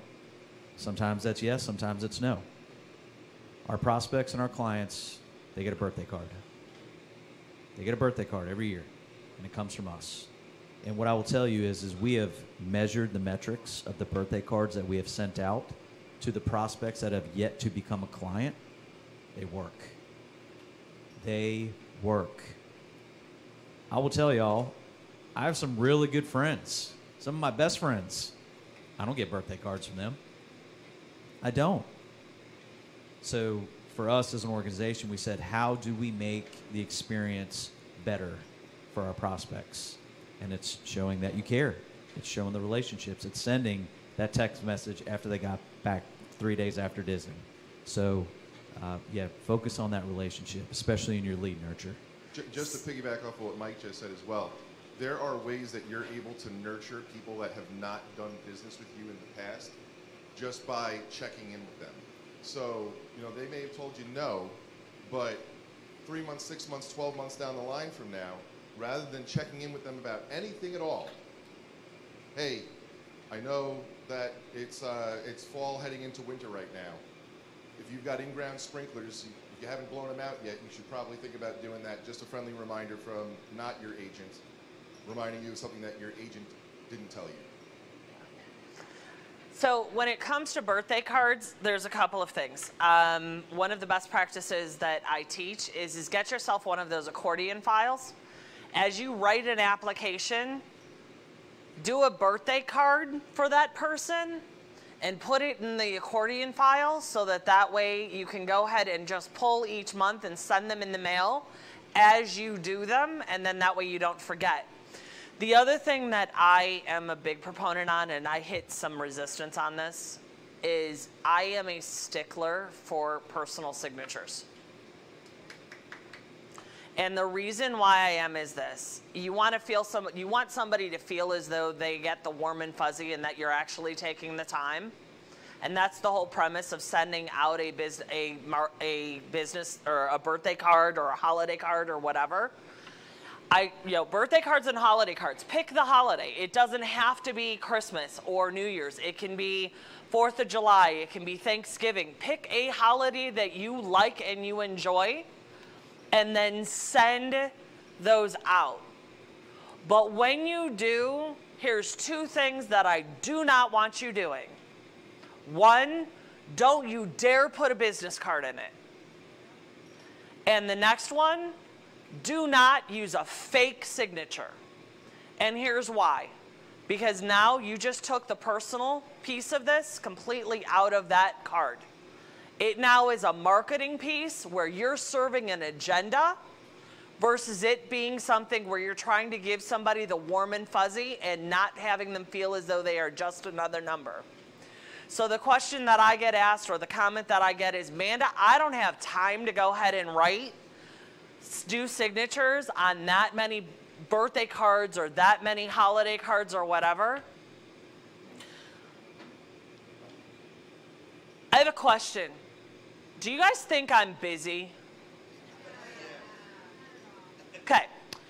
So if I can sit down and hand sign 2,000 holiday cards for Christmas every year, each and every year, and I purposely do that in blue ink so that they know it is a personal signature, because yes, you can tell. I throw a movie on and I just sign my life away with that. You can do it. You either break it up and do it 10 a day, or you sit there and you do a marathon on that. But the feeling that somebody gets, because when you're sending that card, you are trying to invoke a feeling. The feeling that somebody gets when they actually open that and, oh my God, you took the time to do this, matters. Even more so if you do smaller volume and you can write a quick handwritten, happy birthday. Some of these people don't get birthday cards. They don't get anything. They don't even get a single call. Do you want to know the most memorable thing one of the most memorable things that I've ever had happen in my career? And it happened back in my Aetna days. So we are talking about 2008 to 2010. And I'm still talking about it to this day. I got an agent out of Michigan. And he would call and sing happy birthday every year and leave it on my voicemail.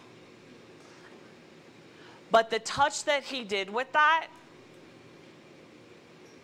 is one that I've dealt with thousands of agents.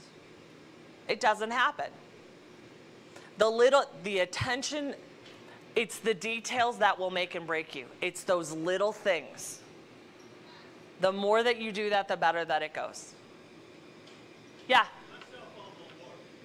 You sent us an envelope, a yellow envelope. Yes.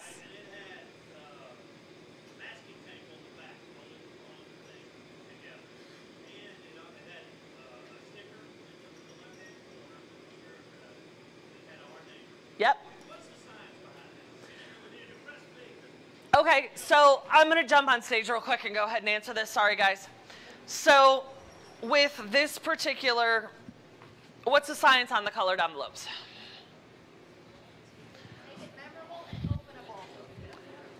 When you get a white envelope, what's in it?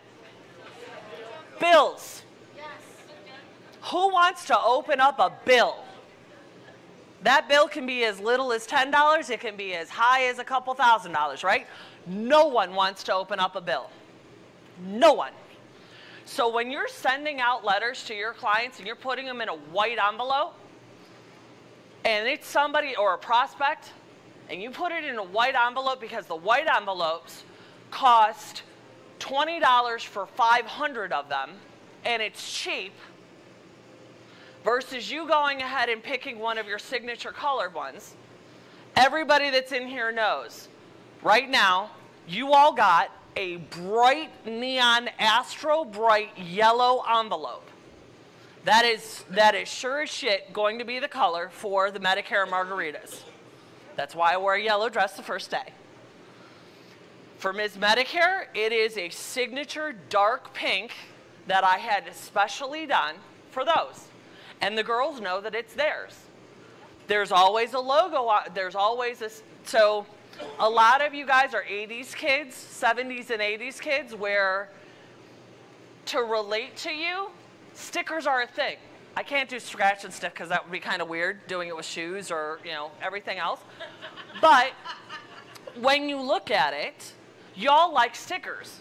Several of you have them on your laptops. Several of them, I have mine on the backs of my monitors. Some of you have it on the back of your phone, but it is a thing.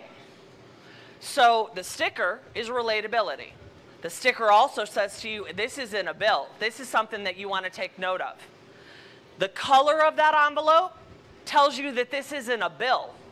What the hell is this that's coming in this bright color? It also is always tied to my branding.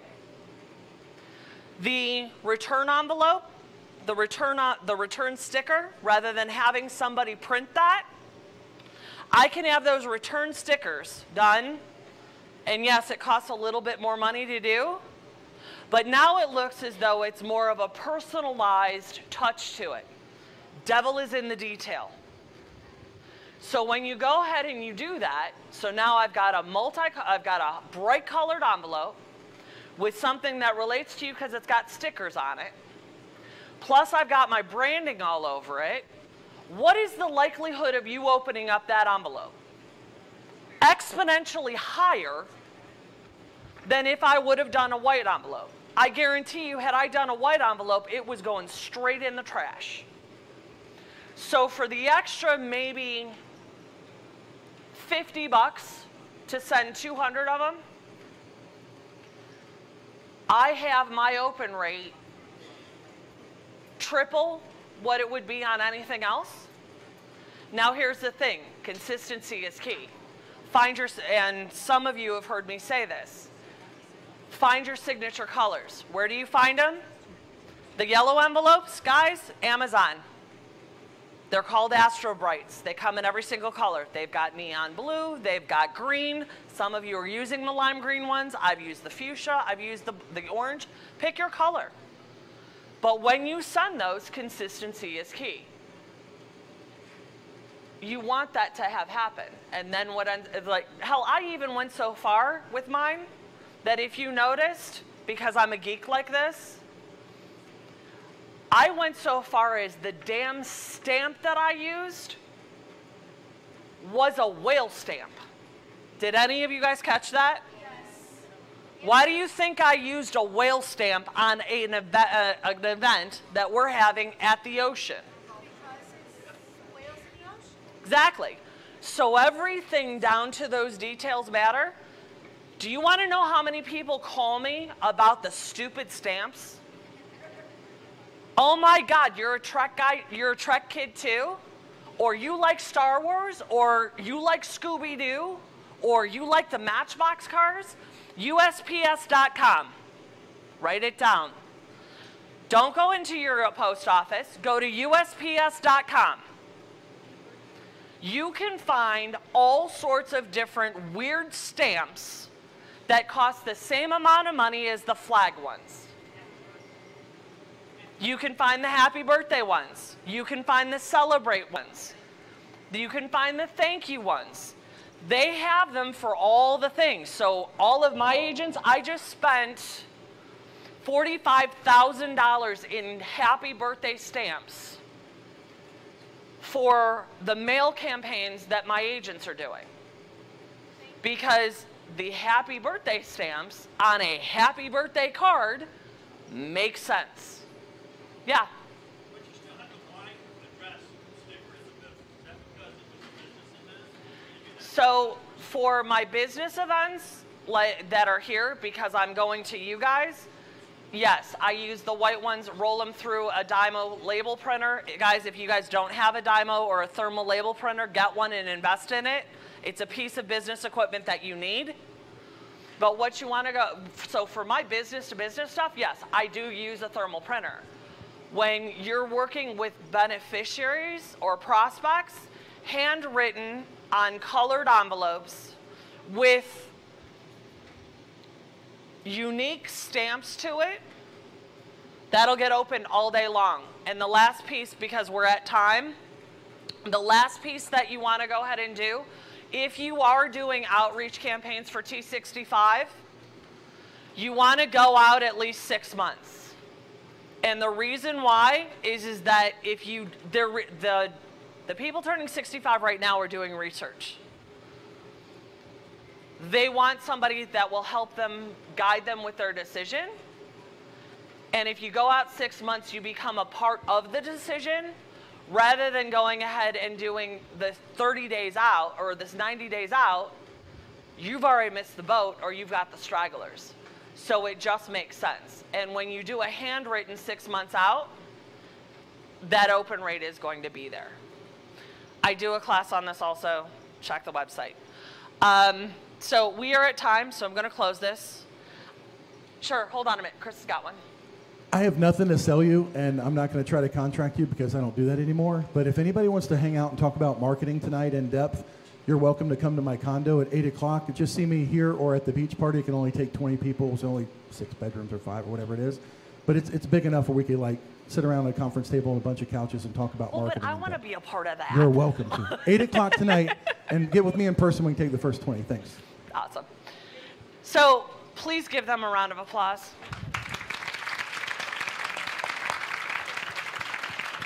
These gentlemen took their time and their money to fly out here to go ahead and share this content with you. Did you find it informative?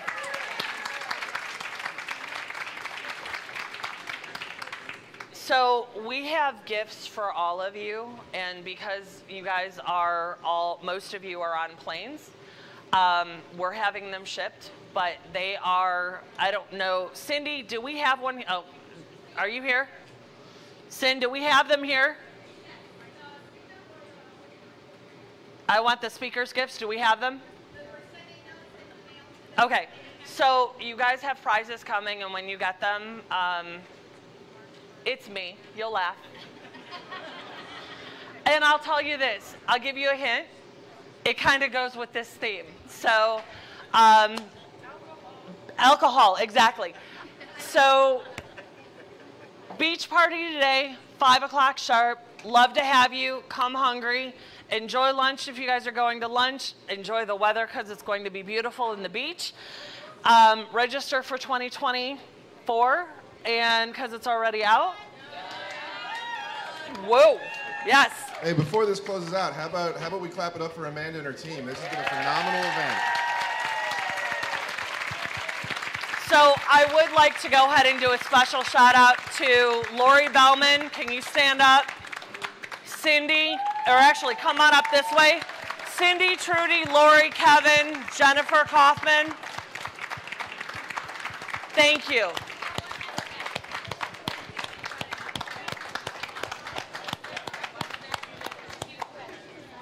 Okay, so we have a couple more winners of drawings. Cignas.